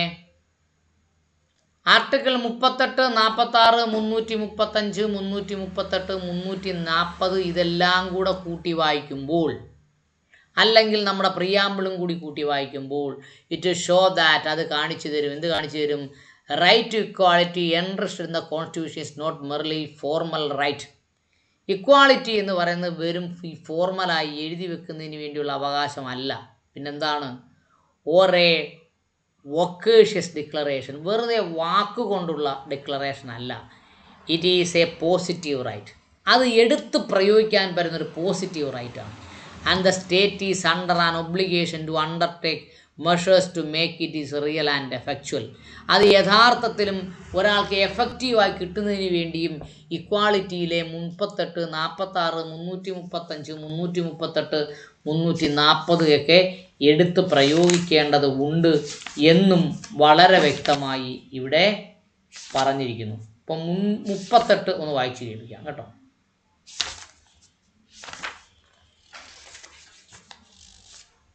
38 എന്താ പറയുന്നേ? ജനങ്ങളുടെ ക്ഷേമം. 38 എവിടെ വരും? നിർദ്ദേശക തത്വങ്ങൾ എന്ന് പറയും. ഡയറക്റ്റീവ് പ്രിൻസിപ്പിൾ ഓഫ് സ്റ്റേറ്റ് പോളിസിയുടെ ഭാഗമാണ് 38. ജനങ്ങളുടെ ക്ഷേമം അഭിവൃദ്ധിക്കുമുള്ള ഒരു സാമൂഹ്യ സ്ഥിതി രാഷ്ട്രം സംതൃപ്തമാക്കണം എന്ന് പറയുന്നു. അതിൻ്റെ വേറൊരു കാര്യമുണ്ട് കേട്ടോ. ആർട്ടിക്കിൾ 38 ആർട്ടിക്കിൾ 16 തമ്മിലൊരു യുദ്ധമുണ്ടായാൽ ആർട്ടിക്കിൾ 38 നിലനിൽക്കത്തില്ല, 16 നിലനിൽക്കും. ഓക്കെ. ആർട്ടിക്കിൾ 46 എന്ന് പറഞ്ഞാൽ എന്താ? പട്ടികജാതികളുടെയും പട്ടിക ഗോത്രവർഗങ്ങളുടെയും മറ്റു ദുർബല വിഭാഗങ്ങളുടെയും വിദ്യാഭ്യാസവും സാമ്പത്തികപരമായ താല്പര്യങ്ങളുടെ അഭിവൃദ്ധിപ്പെടുത്തണം. ഇവിടെ പഞ്ചാബ് ആൻഡ് ഹരിയാന കോടതി ഉണ്ടാക്കിയത്, പഞ്ചാബ് ഗവൺമെൻറ് ഉണ്ടാക്കിയ നിയമം എന്തിനല്ല? വിദ്യാഭ്യാസപരവും സാമ്പത്തികപരവുമായ താല്പര്യങ്ങൾക്ക് അഭിവൃദ്ധിപ്പെടുന്നതിന് വേണ്ടിയല്ല. അതിൻ്റെ ഒരു ഭാഗം വിദ്യാഭ്യാസമാണ്. അപ്പോയിൻമെൻറ്റ് വിദ്യാഭ്യാസ സ്ഥാപനങ്ങളിൽ സംവരണം ഏർപ്പെടുത്തി. രണ്ടാമത്തെ ഭാഗം ഏതാ? ഉദ്യോഗങ്ങളിൽ സംവരണം ഏർപ്പെടുത്തി, പ്രത്യേക സംവരണം ഏർപ്പെടുത്തി. അത് 48 പറയുന്നു, 46 പറയുന്നില്ല. 46 പറയുന്നത് എന്താ? പട്ടികജാതികളുടെയും പട്ടിക ഗോത്രങ്ങളുടെയും മറ്റു ദുർബല വിഭാഗങ്ങളുടെയും വിദ്യാഭ്യാസപരവും സാമ്പത്തികപരമായ താല്പര്യങ്ങൾ അഭിവൃദ്ധിപ്പെടുത്തണമെന്നാണ്. അതിലെന്താ പറയുന്നത്? രാഷ്ട്രം ജനങ്ങളിൽ ദുർബല വിഭാഗങ്ങളുടെയും പ്രത്യേകിച്ച് പട്ടികജാതി പട്ടികവർഗ ഗോത്രങ്ങളുടെയും വിദ്യാഭ്യാസപരവും സാമ്പത്തികപരമായ താല്പര്യങ്ങളെ പ്രത്യേക ശ്രദ്ധയോടുകൂടി അഭിവൃദ്ധിപ്പെടുത്തണമെന്നും അവയെ സാമൂഹിക നീതിയിൽ നിന്നും എല്ലായിടത്തും ചൂഷണത്തിൽ നിന്നും രക്ഷിക്കുകയും ചെയ്യണമെന്നാണ് പറയുന്നത്. അത് മാത്രമല്ല, അത് നിർദ്ദേശ തത്വമാണ്, ഡയറക്റ്റീവ് പ്രിൻസിപ്പിൾ ഓഫ് സ്റ്റേറ്റ് പോളിസിയുടെ ഭാഗമാണ്, ഫണ്ടമെന്റൽ റൈറ്റിൻ്റെ ഭാഗമല്ല. അത് 38, 46 കോടതി വഴി നടപ്പാക്കാൻ പറ്റത്തില്ല. അതാണ് അതിനെ നിർദ്ദേശക തത്വം എന്ന് പറയുന്നത്. പിന്നെന്താ പറഞ്ഞേ? 335. നമുക്ക് ഭരണഘടനയെ മനസ്സിലാക്കി പോകുന്നതാണ് നല്ലത്, അല്ലാതെ നമ്മൾ പറഞ്ഞു പോയാൽ ആർക്കും മനസ്സിലാകും. 335 നോക്കൂ. 335 എന്താണ് പറയുന്നത്?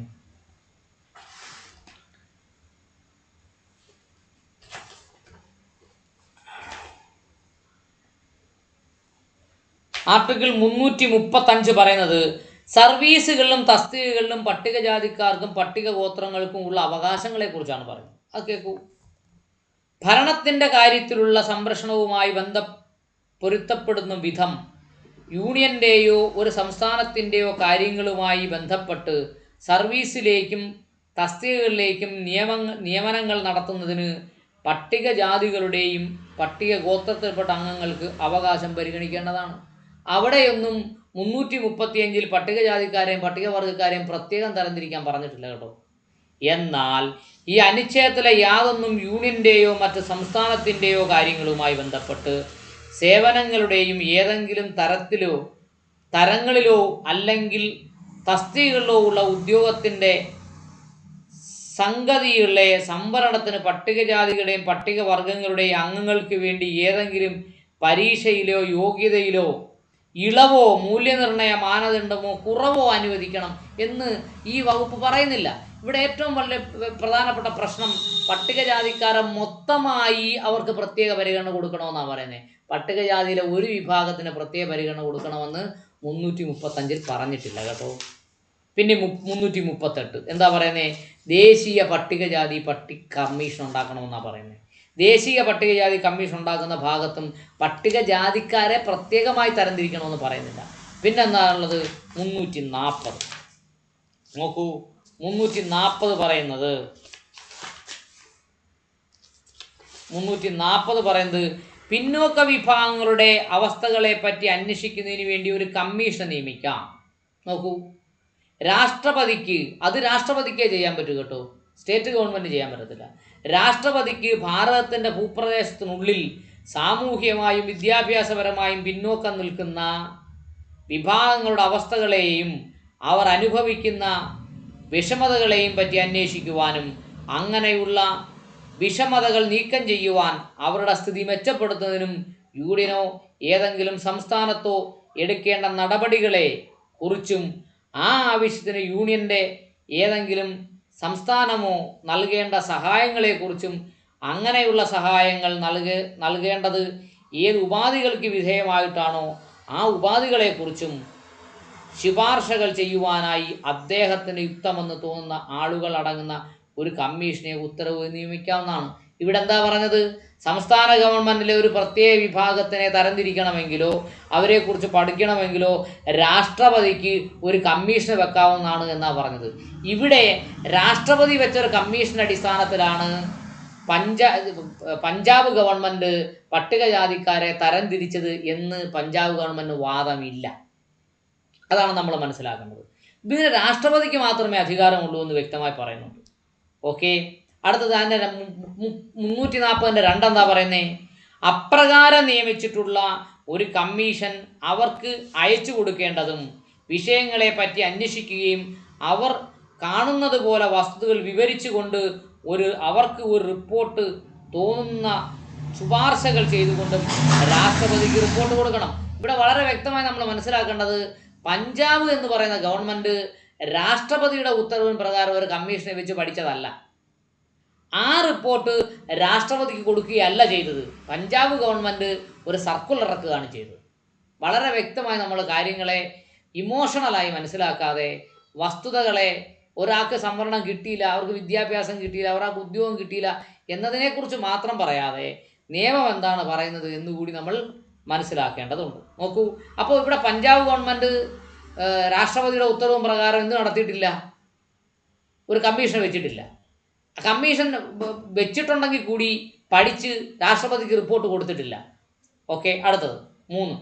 അങ്ങനെ സമർപ്പിക്കുന്ന റിപ്പോർട്ടിൻ്റെ ഒരു പകർപ്പ് അതിൻ്റെയും എടുത്തിട്ടുള്ള നടപടികളെയും വിവരിച്ചുകൊണ്ട് റിപ്പോർട്ടിനോട് കൂടി രാഷ്ട്രപതി പാർലമെൻറ്റിൻ്റെ ഓരോ സഭകളുടെയും മുമ്പാകെ വയ്ക്കേണ്ടതാണ്.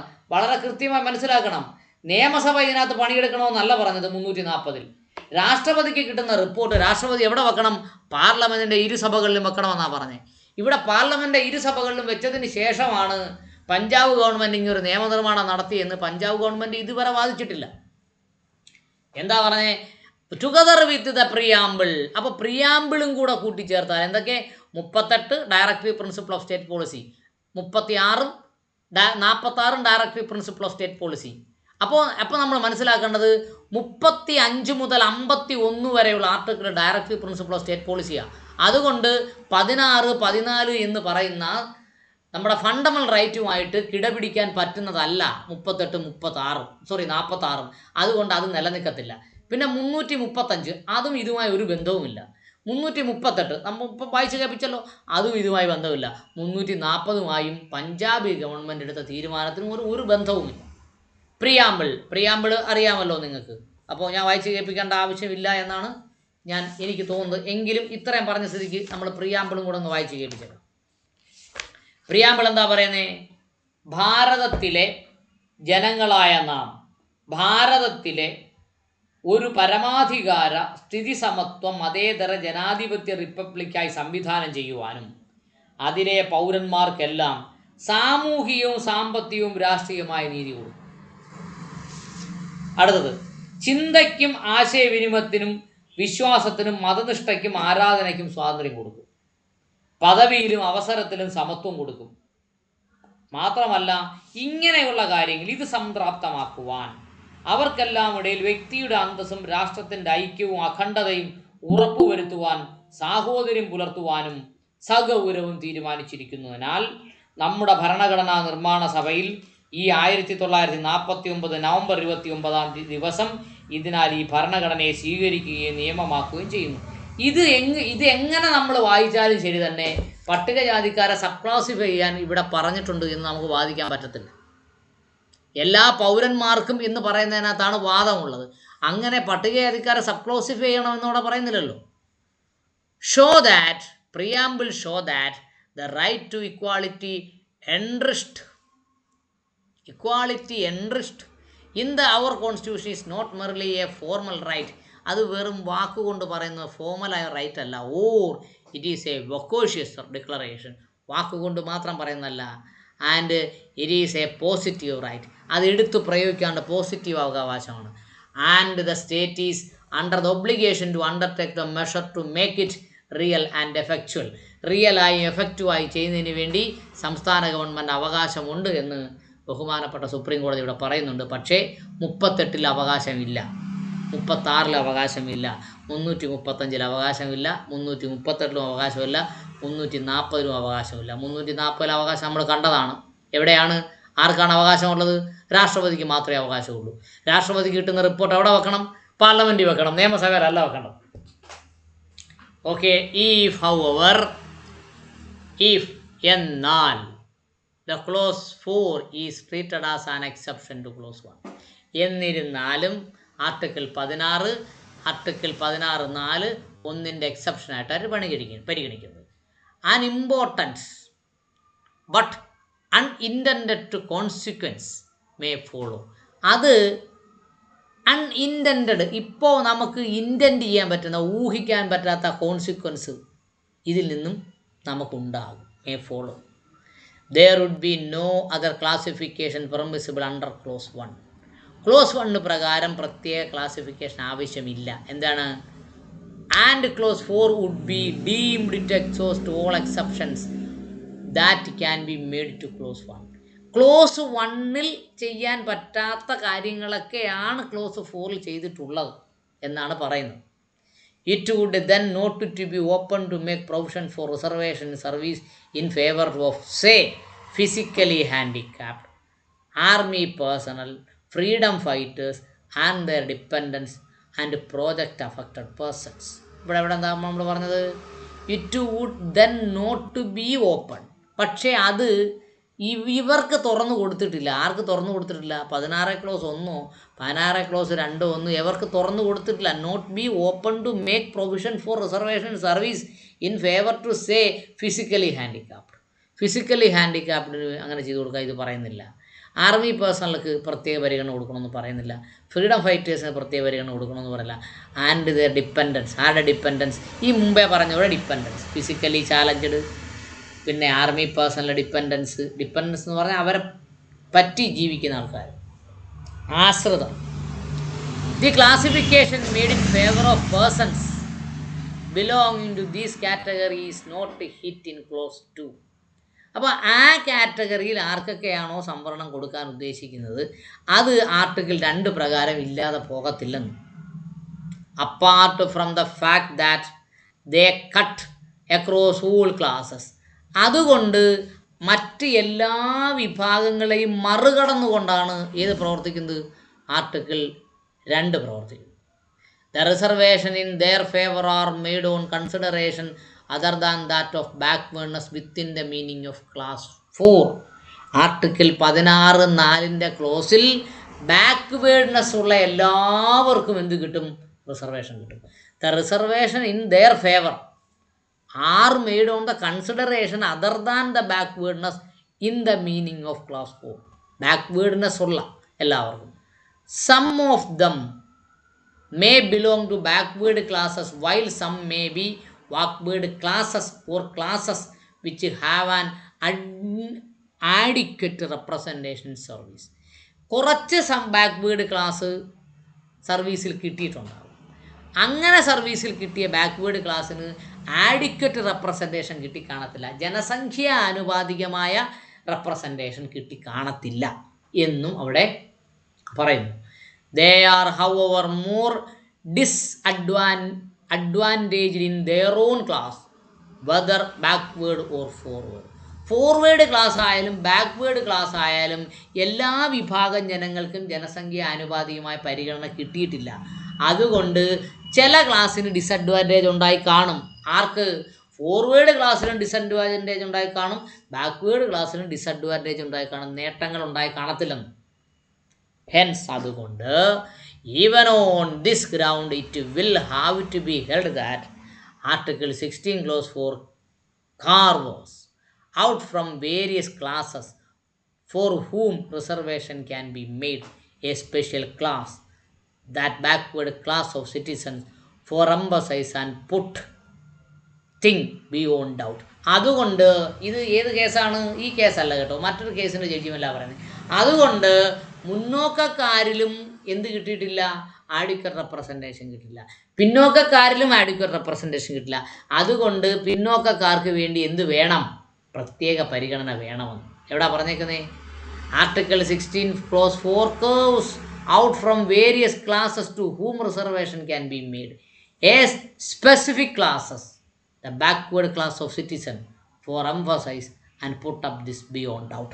അതുകൊണ്ട് പിന്നോക്കക്കാർക്ക് വേണ്ടി പ്രത്യേക സംവരണം ആവശ്യമുണ്ട്, പിന്നോക്കക്കാർക്ക് വേണ്ടി പ്രത്യേക സംവരണം ആവശ്യമുണ്ട് എന്ന് പറയുകയാണ്. ഇത് ക്രീമി ലെയർ ജഡ്ജിമെൻറ്റിൻ്റെ ഭാഗമാണ്. അടുത്ത ഭാഗം നമ്മൾ അടുത്ത പാരഗ്രാഫ് അടുത്ത തവണയെ നമ്മൾ ചർച്ചയ്ക്ക് വെക്കുന്നുള്ളൂ. 431 41 പേജാണ് നമ്മളിപ്പോൾ ചർച്ച ചെയ്തത്. 78 പേജുണ്ട്. നിങ്ങൾക്ക് കാര്യങ്ങളൊക്കെ മനസ്സിലായി കാണുമെന്ന് ഞാൻ വിശ്വസിക്കുന്നു. അതുകൊണ്ട് നമ്മൾ സ്ക്രീൻ ഷെയറിങ് നിർത്തുകയാണ്. ഓക്കെ, 1 മണി. രാജമാഷ് തുടങ്ങിക്കോ. സാറേ നമസ്കാരം. നമസ്കാരം. എന്നാലും ഇതിൻ്റെ അകത്ത് ക്ലാസിഫിക്കേഷൻ എന്നുള്ള ഭാഗം പറയുന്നത് ചില ഭാഗങ്ങളിൽ വേണമെന്ന് പറയുന്നുണ്ട്, ചില ഭാഗങ്ങളിൽ വേണ്ടെന്ന് പറയുന്നു. അത് ഡിസ്കഷനാ സാറേ, അതെ, തീരുമാനമല്ല, ഡിസ്കഷനാണ്. എങ്കിലും അതിനെ ബേസിലാണോ ഇനി നമ്മുടെ പുതിയ വിധി വരിക എന്നുള്ളതാണ് എനിക്കുള്ള സംശയം. ബേസ് ചെയ്താണ് വിധി വരിക. അപ്പോഴാണ് പ്രശ്നങ്ങൾ ഉടലെടുക്കുക. അവിടെ കൂടുതൽ ഏത് ഭാഗത്തേക്കാണ് അതിൻ്റെ ഒരു പോസിറ്റീവായി പോകുന്നതെന്ന് നമുക്ക് മനസ്സിലാകുന്നില്ല, ഒന്നും പറയാൻ പറ്റില്ല. എന്തായാലും ഈ ഓപ്പൺ ഡിസ്കഷന്റെ എന്താ പറയുക, കോടതിയുടെ ഈ ഓപ്പൺ ഡിസ്കഷന്റെ ഭാഗമായിട്ടുള്ള അതിന്റെ ബേസിലായിരിക്കും എന്തായാലും വിധി വരാന്ന് നമുക്ക് മനസ്സിലാക്കാമെന്ന് മാത്രം. നമ്മൾ എന്തിനാ ഈ വേർഡ് ബൈ വേർഡ് ചർച്ച ചെയ്യുന്നതെന്ന് അറിയാമോ? നമ്മൾ ഈ വിഷയവുമായി ബന്ധപ്പെട്ടുകൊണ്ട് എവിടെങ്കിലും വിഷയം അവതരിപ്പിക്കാൻ പോയാൽ അതെ നമ്മൾ കൃത്യമായി ആധികാരികതയോട് കൂടി വേണം പറയാൻ. പത്രം വായിച്ച് നമ്മൾ പറഞ്ഞാൽ നമുക്ക് ഒന്നും മനസ്സിലാവത്തില്ല. പത്രത്തിൽ ഇത് 78 പേജ് ഇങ്ങനെ പഠിച്ചെഴുതുമോ? ഇല്ല. അവരതിൻ്റെ ടൈറ്റിൽ മാത്രം എഴുതിയോ? അതെ. അതുകൊണ്ട് ഈ വിഷയം 1950 മുതലേ സംവരണം ഇല്ലാതാക്കാൻ പറ്റുന്ന ഒരു വിഷയം നടന്നുകൊണ്ടിരിക്കുകയാണ് ഇവിടെ. അതിനെയാണ് സാമ്പത്തിക സംവരണം എന്ന് പറയുന്നത്. അത് OBC-ക്കാർക്ക് നടപ്പാക്കി, OBC-ക്കാർ സമരം ചെയ്തു, നമ്മൾ ചെയ്തില്ല. അപ്പം നീ നമുക്കും കൂടെ നടപ്പാക്കാൻ പോവാണ്.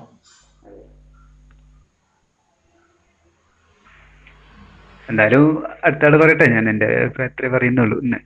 പയസാറേ,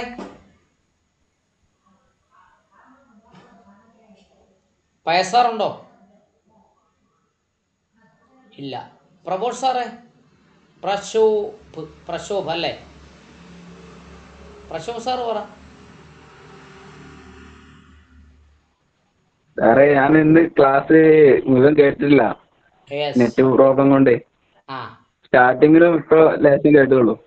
ഓക്കെ. ഇപ്പൊ മഴ ഇപ്പൊ നിൽക്കുന്നുള്ളൂ, അതുകൊണ്ട് അങ്ങനെ ജസ്റ്റ് ഒന്നും മനസ്സിലായിട്ടില്ല സത്യം പറയാൻ. ശരി, ജഡ്ജ്മെന്റിന്റെ. ശരി, ആയിക്കോട്ടെ. ഇപ്പോ രജിത പത്മനാഭൻ ഉണ്ടോ? ലൈനിലുണ്ടോ?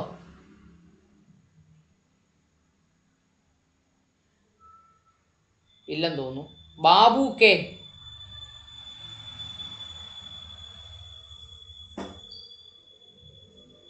ഇല്ലെന്ന് തോന്നുന്നു. നമ്മുടെ കോപ്പറേറ്റ് സൊസൈറ്റി രാമേന്ദ്ര സാറുണ്ടോ? സാറേ ഞാനുണ്ട്. നമസ്കാരം സാർ. പറഞ്ഞോ, കേക്കട്ടെ. പിന്നെ ഈ സുപ്രീം കോടതിന്റെ ഈ നിരീക്ഷണത്തിന്റെ അടിസ്ഥാനത്തിൽ ഞാൻ മനസ്സിലാക്കിയൊരു കാര്യം, ഈ ഭരണഘടനാ വിരുദ്ധമായ കാര്യങ്ങൾ സാർ ഇതിൽ വന്നിട്ടില്ലേ ഈ നമ്മളെ ഈ നിരീക്ഷണത്തില്? അപ്പം അത് ഓരോരുത്തരും ഓരോ അവരുടെ അഭിപ്രായങ്ങൾ പറയുന്നതല്ലേ. അതെ പിന്നെ ഭരണഘടനാ വിരുദ്ധം എന്ന് ഭരണഘടനയെ വ്യാഖ്യാനിക്കുന്ന സുപ്രധാനമായ കോടതിയാണ് ആര്? സുപ്രീം കോടതി. സുപ്രീം കോടതി. അവർക്ക് മാത്രമേ ഭരണഘടനയെ ആത്യന്തികമായി വ്യാഖ്യാനിക്കാൻ അധികാരമുള്ളൂ. അല്ല ഞാൻ പിന്നെ പറയാൻ കാരണം വെച്ചാൽ ഈ ഭരണഘടനയുടെ ഈ 16(4) ഈ 1 അങ്ങനൊക്കെയുള്ള ഓരോ സെക്ഷൻ ഉണ്ടല്ലോ, സബ് ആ സെക്ഷനും, അതിൽ പറഞ്ഞ കാര്യങ്ങള് ഇങ്ങനെ പട്ടികജാതിക്കാർക്ക് ഇങ്ങനെ ചെയ്യാൻ പറ്റുള്ളൂ മൊത്തത്തില് ആണെന്നുള്ളതാണല്ലോ പലതിലും നമ്മൾ കണ്ടത്. ഞാൻ മനസ്സിലാക്കുന്നത് എങ്ങനെ? പക്ഷെ അങ്ങനെ ആവുമ്പോ തന്നെ അതിന് വിരുദ്ധമായിട്ടുള്ള അഭിപ്രായങ്ങളും കേൾക്കുന്നുണ്ട്. ഈ പിന്നെ ഒരു കഴിവില്ലാത്തവരെ പ്രത്യേകം പരിഗണിക്കേണ്ടതല്ലേ എന്ന് പറയുമ്പോ അതും അതിലൊരു വാചകമായിട്ട് വരുന്നില്ലേ? അതായത് ഇപ്പോൾ ഭരണഘടനാ നിർമ്മാണ സമിതി ഒരു ഭരണഘടന ഉണ്ടാക്കിയെങ്കിലും അതിനെ വ്യാഖ്യാനിക്കുന്ന സുപ്രീം കോടതിയാണെന്നിരിക്കെ സുപ്രീം കോടതി പറയുന്ന വിധിന്യായത്തിൻ്റെ അടിസ്ഥാനത്തിൽ ഭരണഘടന ഭേദഗതി നടന്നുകൊണ്ടിരിക്കുകയാണ് 1950 മുതൽ ഇങ്ങോട്ട്. അതിനാണ് ഡോക്ടർ അംബേദ്കർ പറഞ്ഞത് ഒരു മഹത്തരമായ ഭരണഘടനയാണ് ഇന്ത്യയിലുള്ളത്. അത് ആരാണോ കൈകാര്യം ചെയ്യുന്നത് അതിനനുസരിച്ച് അത് മഹത്തരവും ആവും മോശവുമാവും. അവിടെയാണ് നമ്മൾ ചിന്തിക്കേണ്ടത്, അത് കൈകാര്യം ചെയ്യുന്നവർ ആരാണ്. ഇവിടെ OBCക്ക് സംവരണമുണ്ട്. OBC ആണോ പാർലമെൻറ്റ് കൈകാര്യം ചെയ്യുന്നത്? അല്ല. പട്ടികജാതിക്കാർക്ക് സംവരണമുണ്ട്. പട്ടികജാതിക്കാരാണോ പാർലമെൻറ്റ് അധികാരം കൈകാര്യം ചെയ്യുന്നത്? അല്ല. പട്ടികവർഗക്കാർക്ക് സംവരണമുണ്ട്. അവരാണോ അധികാരം കൈകാര്യം ചെയ്യുന്നത്? അല്ല. അപ്പം സംവരണ വിരുദ്ധരാണ് അധികാരം കൈകാര്യം ചെയ്യുന്നത്. അപ്പോൾ സംവരണ വിരുദ്ധ വിധികളും അതിൻ്റെ പ്രവർത്തനങ്ങളും ഒക്കെ ആയിരിക്കും ഉണ്ടാകുക, അല്ലേ? അപ്പൊ തീർച്ചയായിട്ടും നമുക്ക് ഒന്ന് മനസ്സിലാവുന്ന കാര്യം ഇപ്പൊ ഈ ജഡ്ജിമാര് ഒരിക്കലും പിന്നെ നമ്മളിപ്പോ സുപ്രീം കോടതി ചീഫ് ജസ്റ്റിസ് ഒക്കെ പട്ടിക വിഭാഗക്കാനായിട്ട് ഇരുന്നിട്ടുണ്ട്, അത് യാഥാർത്ഥ്യമാണ്. പക്ഷെ അങ്ങനെയുള്ള സമയത്ത് പോലും ഇത് ഈ ജഡ്ജിമാരെ അഭിപ്രായത്തിലുള്ള ഓരോ പിന്നെ കാര്യങ്ങളെയും അവർ നോക്കിക്കാണുമ്പോൾ അത് പിന്നെ ഇതിലെ ഓരോ നിരീക്ഷണങ്ങൾ വരുത്താം. ഇപ്പൊ ഈ പറഞ്ഞ പോലെ തന്നെ ഈ പിന്നെ ഭരണഘടനയിലെ ഓരോ വാചകങ്ങൾ ഇങ്ങനെ വായിക്കുമ്പോൾ അതിന് പല രീതിയിലുള്ള വ്യാഖ്യാനങ്ങൾ കൊടുക്കുമ്പോൾ മുൻ പറഞ്ഞ ഒരു അർത്ഥത്തിൽ നിന്ന് മാറിയിട്ടും ഒരു അർത്ഥം വരുന്ന രീതിയിലുള്ള വ്യാഖ്യാനങ്ങൾ നടക്കുന്നില്ല സാറേ. ആണ് സാർ. അതുകൊണ്ടാണല്ലോ ഭരണഘടന എന്ന് പറയുന്നത് വക്കീലന്മാരുടെ പറുദീസയാണ്. ഡോക്ടർ അംബേദ്കർ എഴുതിയ ഭരണഘടന വ്യക്തമില്ല, വക്കീലന്മാരുടെ പറുദീസയാണ് എന്ന് അന്ന് തന്നെ ആരോപണം ഉണ്ടല്ലോ. അതുപോലെ തന്നെ ഇങ്ങനെ ഒരു പ്രത്യേക താല്പര്യം മുന്നിൽ വെച്ച് പിന്നെ ഈ പട്ടികവിഭാഗക്കാർക്ക് ആനുകൂല്യങ്ങൾ കിട്ടരുത് എന്ന രീതിയിൽ നിയമവിദഗ്ധമായെന്ന് പറയുമ്പോൾ നമ്മൾ മനസ്സിലാക്കാൻ ഒട്ടും അറിവില്ലാത്ത ആളുകളാവില്ലല്ലോ. ഒരു പോയിന്റ് തിരിഞ്ഞ് വളഞ്ഞു കൊടുന്ന് അത് അവർക്ക് എതിരാക്കി പ്രയോഗിക്കാൻ കഴിവുള്ള ഒരു വിഭാഗം ആവുമല്ലോ ഈ സുപ്രീം കോടതിയിലൊക്കെ. നമ്മൾ ആരും വിമർശിക്കല്ല, അങ്ങനെ ഒരു താല്പര്യം ഉണ്ടാവാൻ സാധ്യത ഉണ്ട് എന്നുള്ളതാണ് ഞാൻ ഇത്രയും വിധി ഈ നിരീക്ഷണങ്ങളിൽ നിന്ന് എനിക്ക് മനസ്സിലായ ഒരു കാര്യം. അതുകൊണ്ടാണല്ലോ ക്രീമി ലെയർ OBCക്കാർക്ക് വളരെ ഫലപ്രദമായി നടപ്പാക്കിയത്. അതായത് പിന്നെ ഇനിയിപ്പോ നമ്മുടെ സുപ്രീം കോടതിയിൽ ഒരു പിന്നെ ജഡ്ജി പട്ടികവിഭാഗത്തിൽപ്പെട്ട ഒരു ജഡ്ജി ഉണ്ടെങ്കിൽ തന്നെ ഈ ഇപ്പൊ നമ്മൾ 7-അംഗ ബെഞ്ചിൽ തന്നെ ഒരു പട്ടികവിഭാഗക്കാരൻ ഉണ്ട് എങ്കിൽ തന്നെ നമ്മൾ ഉദ്ദേശിച്ച രീതിയിൽ ഒരു നിരീക്ഷണം അല്ലെങ്കിൽ ഒരു പിന്നെ എന്താ പറയാ ഒരു വാദഗതി ഉന്നയിക്കുന്നു സാറിന് തോന്നുന്നുണ്ടോ? 7-അംഗ ബെഞ്ചിൽ ഒരാളും 2 പേരും ഒന്നും ചെയ്തിട്ട് കാര്യമില്ലല്ലോ. 7-അംഗ ബെഞ്ചിൽ 5 പേരെങ്കിലും ഇതിനെ അനുകൂലിക്കുകയോ പ്രതികൂലിക്കുകയോ ചെയ്താലല്ലേ ആ ഭാഗത്തേക്ക് ജഡ്ജിമെന്റ് പോവുള്ളൂ. ഇപ്പൊ സാർ സുപ്രീം കോടതിയിൽ ജഡ്ജിമാരെ പാനലില് പിന്നെ ഈ 1-2 ജഡ്ജിമാരല്ലാതെ പട്ടികവിഭാഗക്കാരുണ്ട് എനിക്കറിയില്ല. ഞാൻ അത് സാറിനോട് ചോദിക്കാൻ കാരണം അല്ല, എനിക്ക് അതിനെക്കുറിച്ച് വ്യക്തമായ ധാരണ ഇല്ലെന്നേ. ജഡ്ജിമാരുടെ ജാതി അടിസ്ഥാനത്തിൽ ഒരു പട്ടിക സുപ്രീം കോടതിയിൽ പ്രസിദ്ധീകരിക്കാറില്ലല്ലോ. ഇല്ല. പക്ഷെ ഈ കർണൻ എന്നുള്ള ഒരു പിന്നെ നമ്മൾ തമിഴ്നാട്ടില് ഒരു ജഡ്ജി ഉണ്ടായല്ലോ സാറേ. അങ്ങനെ ചില വിഷയങ്ങളാകുമ്പോൾ മാത്രം നമുക്ക് ഈ ജഡ്ജിമാരെ കുറിച്ചുള്ള ഒരു വിഷയം നമുക്ക് അറിയാൻ പറ്റുന്നുള്ളൂ. ഞാൻ മനസ്സിലാക്കാൻ വെച്ചാൽ ഈ പട്ടിക വിഭാഗക്കാരെ രീതിയിൽ ഈ പിന്നെ അടിസ്ഥാന കാര്യങ്ങൾ പിന്നെ മനസ്സിലാക്കുന്ന ആളുകളില്ല. ദേശീയ പട്ടികജാതി കമ്മീഷൻ ആണ് 338. 338 എന്താ പറയുന്നേ? പട്ടികജാതിക്ക് വേണ്ടി ദേശീയ പട്ടികജാതി കമ്മീഷൻ എന്നറിയപ്പെടുന്ന ഒരു കമ്മീഷൻ ഉണ്ടാകണം. 2, ഇതിലേക്ക് പാർലമെന്റ് ഉണ്ടാക്കിയ ഏതെങ്കിലും നിയമത്തിലെ വ്യവസ്ഥകൾക്ക് വിധേയമായി കമ്മീഷൻ ഒരു ചെയർപേഴ്സണും വൈസ് ചെയർപേഴ്സണും മറ്റു 3 അംഗങ്ങളും അടങ്ങിയിട്ടുണ്ടായിരിക്കണം.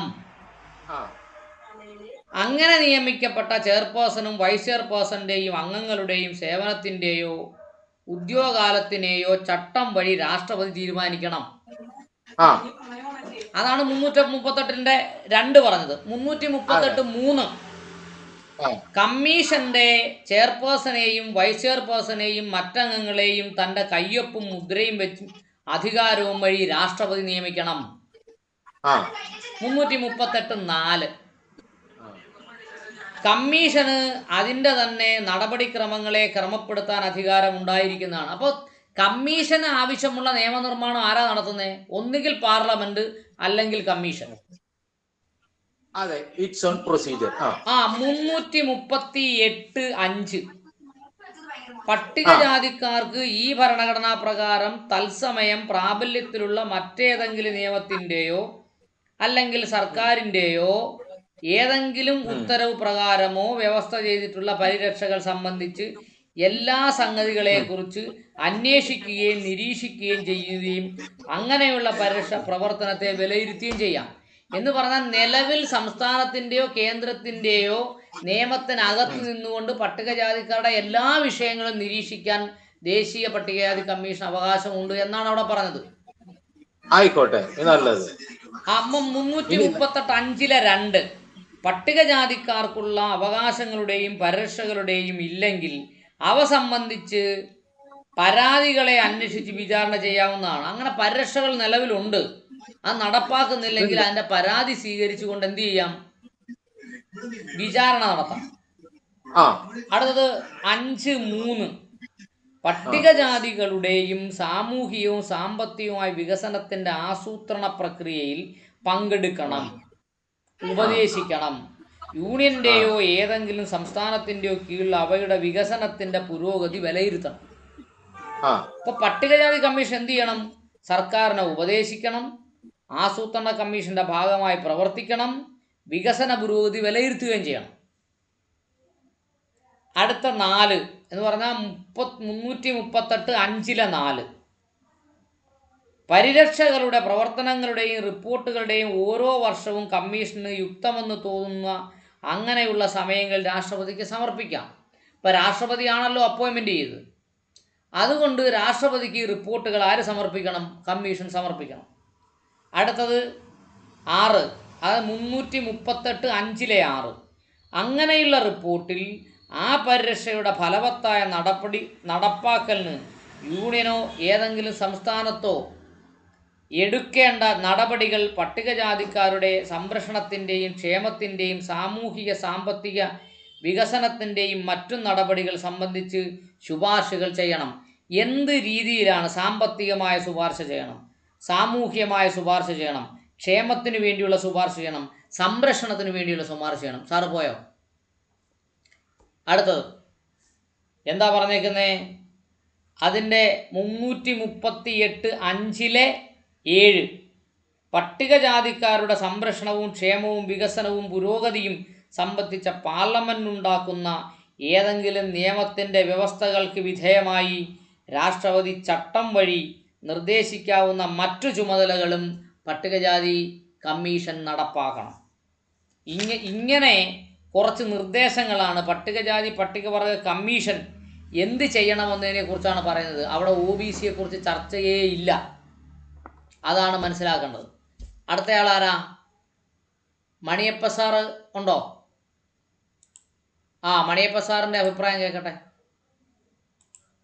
സാറേ, ഞാന് കോഴിക്കോട് ജില്ലാ സമ്മേളനം ഉണ്ടായിരുന്നു. അത് കഴിഞ്ഞ് ഇപ്പൊ എത്തിയത്. പട്ടികജാതി കമ്മീഷൻ നമ്മുടെ എല്ലാ കാര്യത്തിനും വേണ്ടിയിട്ടാണ് പട്ടികജാതി കമ്മീഷൻ എന്നൊരു സംവിധാനം ഉള്ളത്. അങ്ങനെയാണെങ്കിൽ ഈ അധികാരം കൈകാര്യം ചെയ്യുന്ന സംവരണ വിരുദ്ധരായിട്ടുള്ള അധികാരം ചെയ്യുന്നവരെയും അതുപോലെ തന്നെ ജഡ്ജിമാരുടെ പാനലിൽ നമുക്ക് മുൻതൂക്കം ലഭിക്കാത്തതിന്റെ പേരിൽ നമുക്ക് ഒരുപാട് കാര്യങ്ങൾ നിഷേധിക്കപ്പെടുന്നുണ്ട്. അതിൽ പട്ടികജാതി കമ്മീഷന് സ്വമേധ ഇടപെടാൻ പറ്റൂലേ എന്നൊരു സ്വമേധയാ ഇടപെടാൻ ആരും ചെയ്യത്തില്ല. നമ്മൾ പരാതി വല്ലതും അയച്ചാൽ അവർ പരിഗണിക്കും, അത്രേ ഉള്ളൂ. ഇടപെടാൻ അധികാരമുണ്ട്, പക്ഷെ ചെയ്യത്തില്ല. കാരണം കേന്ദ്രം ഭരിക്കുന്ന പാർട്ടി വെക്കുന്ന ആളല്ലേ സാറേ. ഇതാണ് നമ്മുടെ ഏറ്റവും വലിയ പ്രശ്നം. അതാണ് നമ്മൾ ഈ വിഷയങ്ങളിൽ ജാഗരൂകരാകുകയും നമ്മൾ ഈ വിഷയങ്ങൾ ഉയർത്തിക്കൊണ്ട് വരികയും ചെയ്താൽ ഒരു പരിഹാരം ഉണ്ടാവും. യഥാ പ്രജ തഥാ രാജ എന്ന് കേട്ടാൽ മതി. അല്ലാതെ രാജാവ് സ്വമേധയാ പ്രവർത്തിക്കുകയല്ല.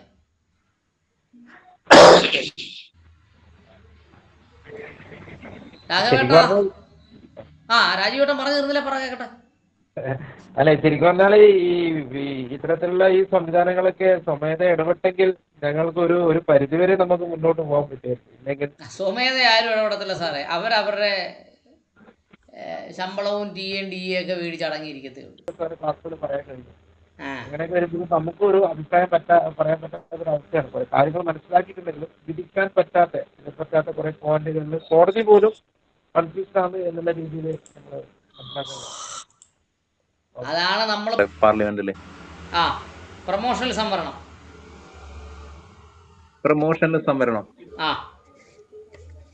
അതൊന്ന് വിശദീകരിക്കാമോ? അത് ഒന്ന് അതിനെ കുറിച്ച് അറിയാമോ? ടോപ്പിക് അല്ലല്ലോ. അല്ല, നമ്മുടെ ടോപ്പിക് അല്ല, എന്നാലും ഇതിൽ പെടാത്തതുകൊണ്ടെന്ന് ചോദിച്ചതാണ്. അത് എന്നിട്ട് പിന്നെ കീറിക്കളഞ്ഞത്, പാർലമെന്റ് വെച്ച് കീറിക്കളഞ്ഞതെല്ലാം സംഭവങ്ങൾ. അത് ബെഹൻജി അന്ന് രാജ്യസഭ അംഗമാണല്ലോ. ബെഹൻജി വിചാരിച്ചു അടുത്ത ഇലക്ഷന് ഇന്ത്യയിലെ പട്ടികജാതിക്കാർക്കും മൊത്തം BSP കൂട്ടിയെന്ന് വിചാരിച്ചു. അങ്ങനെ അവരുടെ വോട്ട് കിട്ടും എന്ന് പ്രതീക്ഷിച്ചുകൊണ്ട് പട്ടികജാതിക്കാരുടെയും പട്ടികവർഗക്കാരുടെയും പ്രൊമോഷണൽ സംവരണം നടപ്പാക്കണം എന്ന് പറഞ്ഞുകൊണ്ട് 16(4)(a) 16(4)(a) വായിച്ചിട്ടുണ്ടോ? എല്ലാവരും ഭരണഘടന ഒരെണ്ണം മേടിച്ച് കൈ വെച്ചേക്കണം കേട്ടോ. 16(4)(a) ഈ അനുച്ഛേദത്തിലെ യാതൊന്നും രാഷ്ട്രത്തിന്റെ അഭിപ്രായത്തിൽ രാഷ്ട്രത്തിന്റെ കീഴിലുള്ള സർവീസുകളിൽ ഏതെങ്കിലും തരത്തിലോ തരങ്ങളിലോ ഉള്ള തസ്തികകളിൽ മതിയായിടത്തോളം പ്രാതിനിധ്യം ലഭിച്ചിട്ടില്ലാത്ത പട്ടികജാതിക്കാർക്കോ പട്ടിക ഗോത്രക്കാർക്കോ ഉദ്യോഗ കയറ്റത്തിൽ അനന്തരഫലമായ സീനിയോറിറ്റി സഹിതം എന്ന് പറഞ്ഞാൽ അയാൾക്ക് ഉദ്യോഗ കയറ്റം കൊടുത്താൽ അയാൾക്ക് സീനിയോറിറ്റിയും ഉണ്ട് എന്ന് സങ്കല്പിച്ചുകൊണ്ടാണ് കൊടുക്കുന്നത്. അനന്തരഫലമായ സീനിയോറിറ്റി സഹിതം സംവരണത്തിന് വേണ്ടി ഏതെങ്കിലും വ്യവസ്ഥ ഉണ്ടാക്കുന്നതിനും രാഷ്ട്രത്തെ തടയുന്നതല്ല. 16(4)(a) പ്രകാരം പ്രൊമോഷണൽ സംവരണം കൊടുക്കണം എന്ന് പറഞ്ഞു. ഈ 16(4)(a) ഇന്ത്യൻ ഭരണഘടനയിൽ ചേർത്തിരിക്കുന്നത് വളരെ തന്ത്രപരമായിട്ടാണ്. നമ്മൾ പട്ടികജാതിക്കാരെയും പട്ടികവർഗക്കാരെയും പ്രശ്നങ്ങൾ മാത്രമേ കാണുന്നുള്ളൂ എന്ന് പറയാൻ നമ്മളൊരു കുതിരയാണ്. പക്ഷെ രണ്ട് വശത്തും ഇങ്ങനെ കണ്ണടച്ചു വെച്ചിട്ടുണ്ട്. നിങ്ങൾക്ക് തോന്നുന്നുണ്ടോ ഇന്ത്യയിൽ എന്നെങ്കിലും ഇത് നടപ്പാക്കാൻ പറ്റുമെന്ന്? ഒരിക്കലും പറ്റത്തില്ല. എന്താണെന്നറിയുമോ? പട്ടികജാതിക്കാരും പട്ടികവർഗക്കാരും ആകെ 25% ഉള്ളൂ. ഒരിക്കലും ഇന്ത്യൻ പാർലമെന്റിൽ ഇത് ബില്ല് പാസ്സാക്കാൻ പോകുന്നില്ല, നടപ്പാക്കത്തുമില്ല. ഏതെങ്കിലും നിയമസഭയിൽ ഇത് നടപ്പാക്കിയാൽ സുപ്രീം കോടതി റദ്ദ് ചെയ്യുകയും ചെയ്യും. പക്ഷേ ഇതിനകത്ത് ഒരു വിഷയം കൂടെ എഴുതി ചേർത്തിരുന്നെങ്കിൽ ഇത് നടപ്പാക്കാനാണ്. അതിനെക്കുറിച്ച് ബെഹൻജി മിണ്ടിയതുമില്ല. നമ്മളെല്ലാം മനസ്സിലാക്കണമല്ലോ. എന്താണ്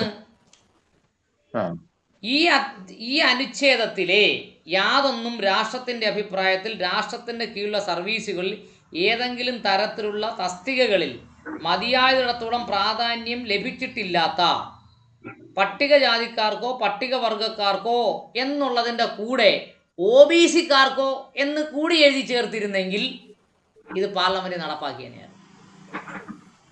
മനസ്സിലായോ? ഭൂരിപക്ഷം വരുന്ന OBC-ക്കാരെ ഒഴിവാക്കിക്കൊണ്ട് ന്യൂനപക്ഷം വരുന്ന പട്ടികജാതിക്കാർക്കും പട്ടികവർഗക്കാർക്കും വേണ്ടി എന്തെഴുതി വെച്ചാലും അത് നടപ്പാക്കില്ല. ഇല്ല എന്ന് പറഞ്ഞാൽ പട്ടികജാതിക്കാരും പട്ടികവർഗക്കാർക്കും പാർലമെന്റിൽ അത്ര അംഗങ്ങൾ ഒരിക്കലും വരാൻ പോകുന്നില്ല. ഭൂരിപക്ഷം പേര് വരാൻ പോകുന്നില്ല. പക്ഷേ അതിനകത്ത് പ്രൊമോഷണൽ സംവരണം OBC-ക്കും കൂടി എഴുതി വെച്ചിരുന്നെങ്കിൽ OBC-ക്കാരും പട്ടികജാതിക്കാരും പട്ടികവർഗക്കാരും ഒരുമിച്ച് ഇന്ന് പ്രൊമോഷണൽ സംവരണത്തിന് വേണ്ടി ഫൈറ്റ് ചെയ്തേനെ. അപ്പൊ പ്രൊമോഷണൽ സംവരണത്തിന് വേണ്ടി ഫൈറ്റ് ചെയ്യുന്ന ആരാ? SC/ST വിജയിക്കുമോ? 25% വരുന്ന SC/ST 75%-നോട് പ്രൊമോഷണൽ സംവരണം വേണമെന്ന് പറഞ്ഞാൽ കൊടുക്കുമോ? അതാണ് എനിക്ക് അക്കാര്യത്തിൽ പറയാനുള്ളത്. ഇല്ല, അത് ഒരിക്കലും നടക്കാപ്പാക്കാൻ പോകുന്നില്ല. അതുകൊണ്ട് നമ്മൾ വാദിക്കേണ്ട എന്താ? നമുക്ക് എന്തായാലും പ്രൊമോഷൻ സംവരണം കിട്ടണം, വേണമല്ലോ. സാറേ ഇന്നലെ ഒരു ഇല്ലില്ല. നമുക്ക് പ്രൊമോഷൻ സംവരണം വേണമെങ്കിൽ OBCക്കും കൂടി പ്രൊമോഷൻ സംവരണം കൊടുക്കണമെന്ന് പറഞ്ഞുകൊണ്ട് നമ്മൾ പ്രൊപ്പഗാൻഡ നടത്തണം. ആ നമ്മൾ ഏത്തുമില്ല, കാരണം നമ്മൾ നമ്മുടെ കാര്യത്തിന് വേണ്ടി മാത്രമേ പണിയെടുക്കൂ. OBCക്കാർക്ക് വേണ്ടി നമ്മൾ മിണ്ടുകയല്ല. OBCക്കാർ നമുക്ക് വേണ്ടി മിണ്ടത്തില്ല. പിന്നെ എങ്ങനെ രക്ഷപ്പെടും? Okay, Jai Bhim, Jai Bhim, Jai Bhim. Okay okay. Jai Bhim. Maniyappa sir എന്തെങ്കിലും പറയുന്നോ?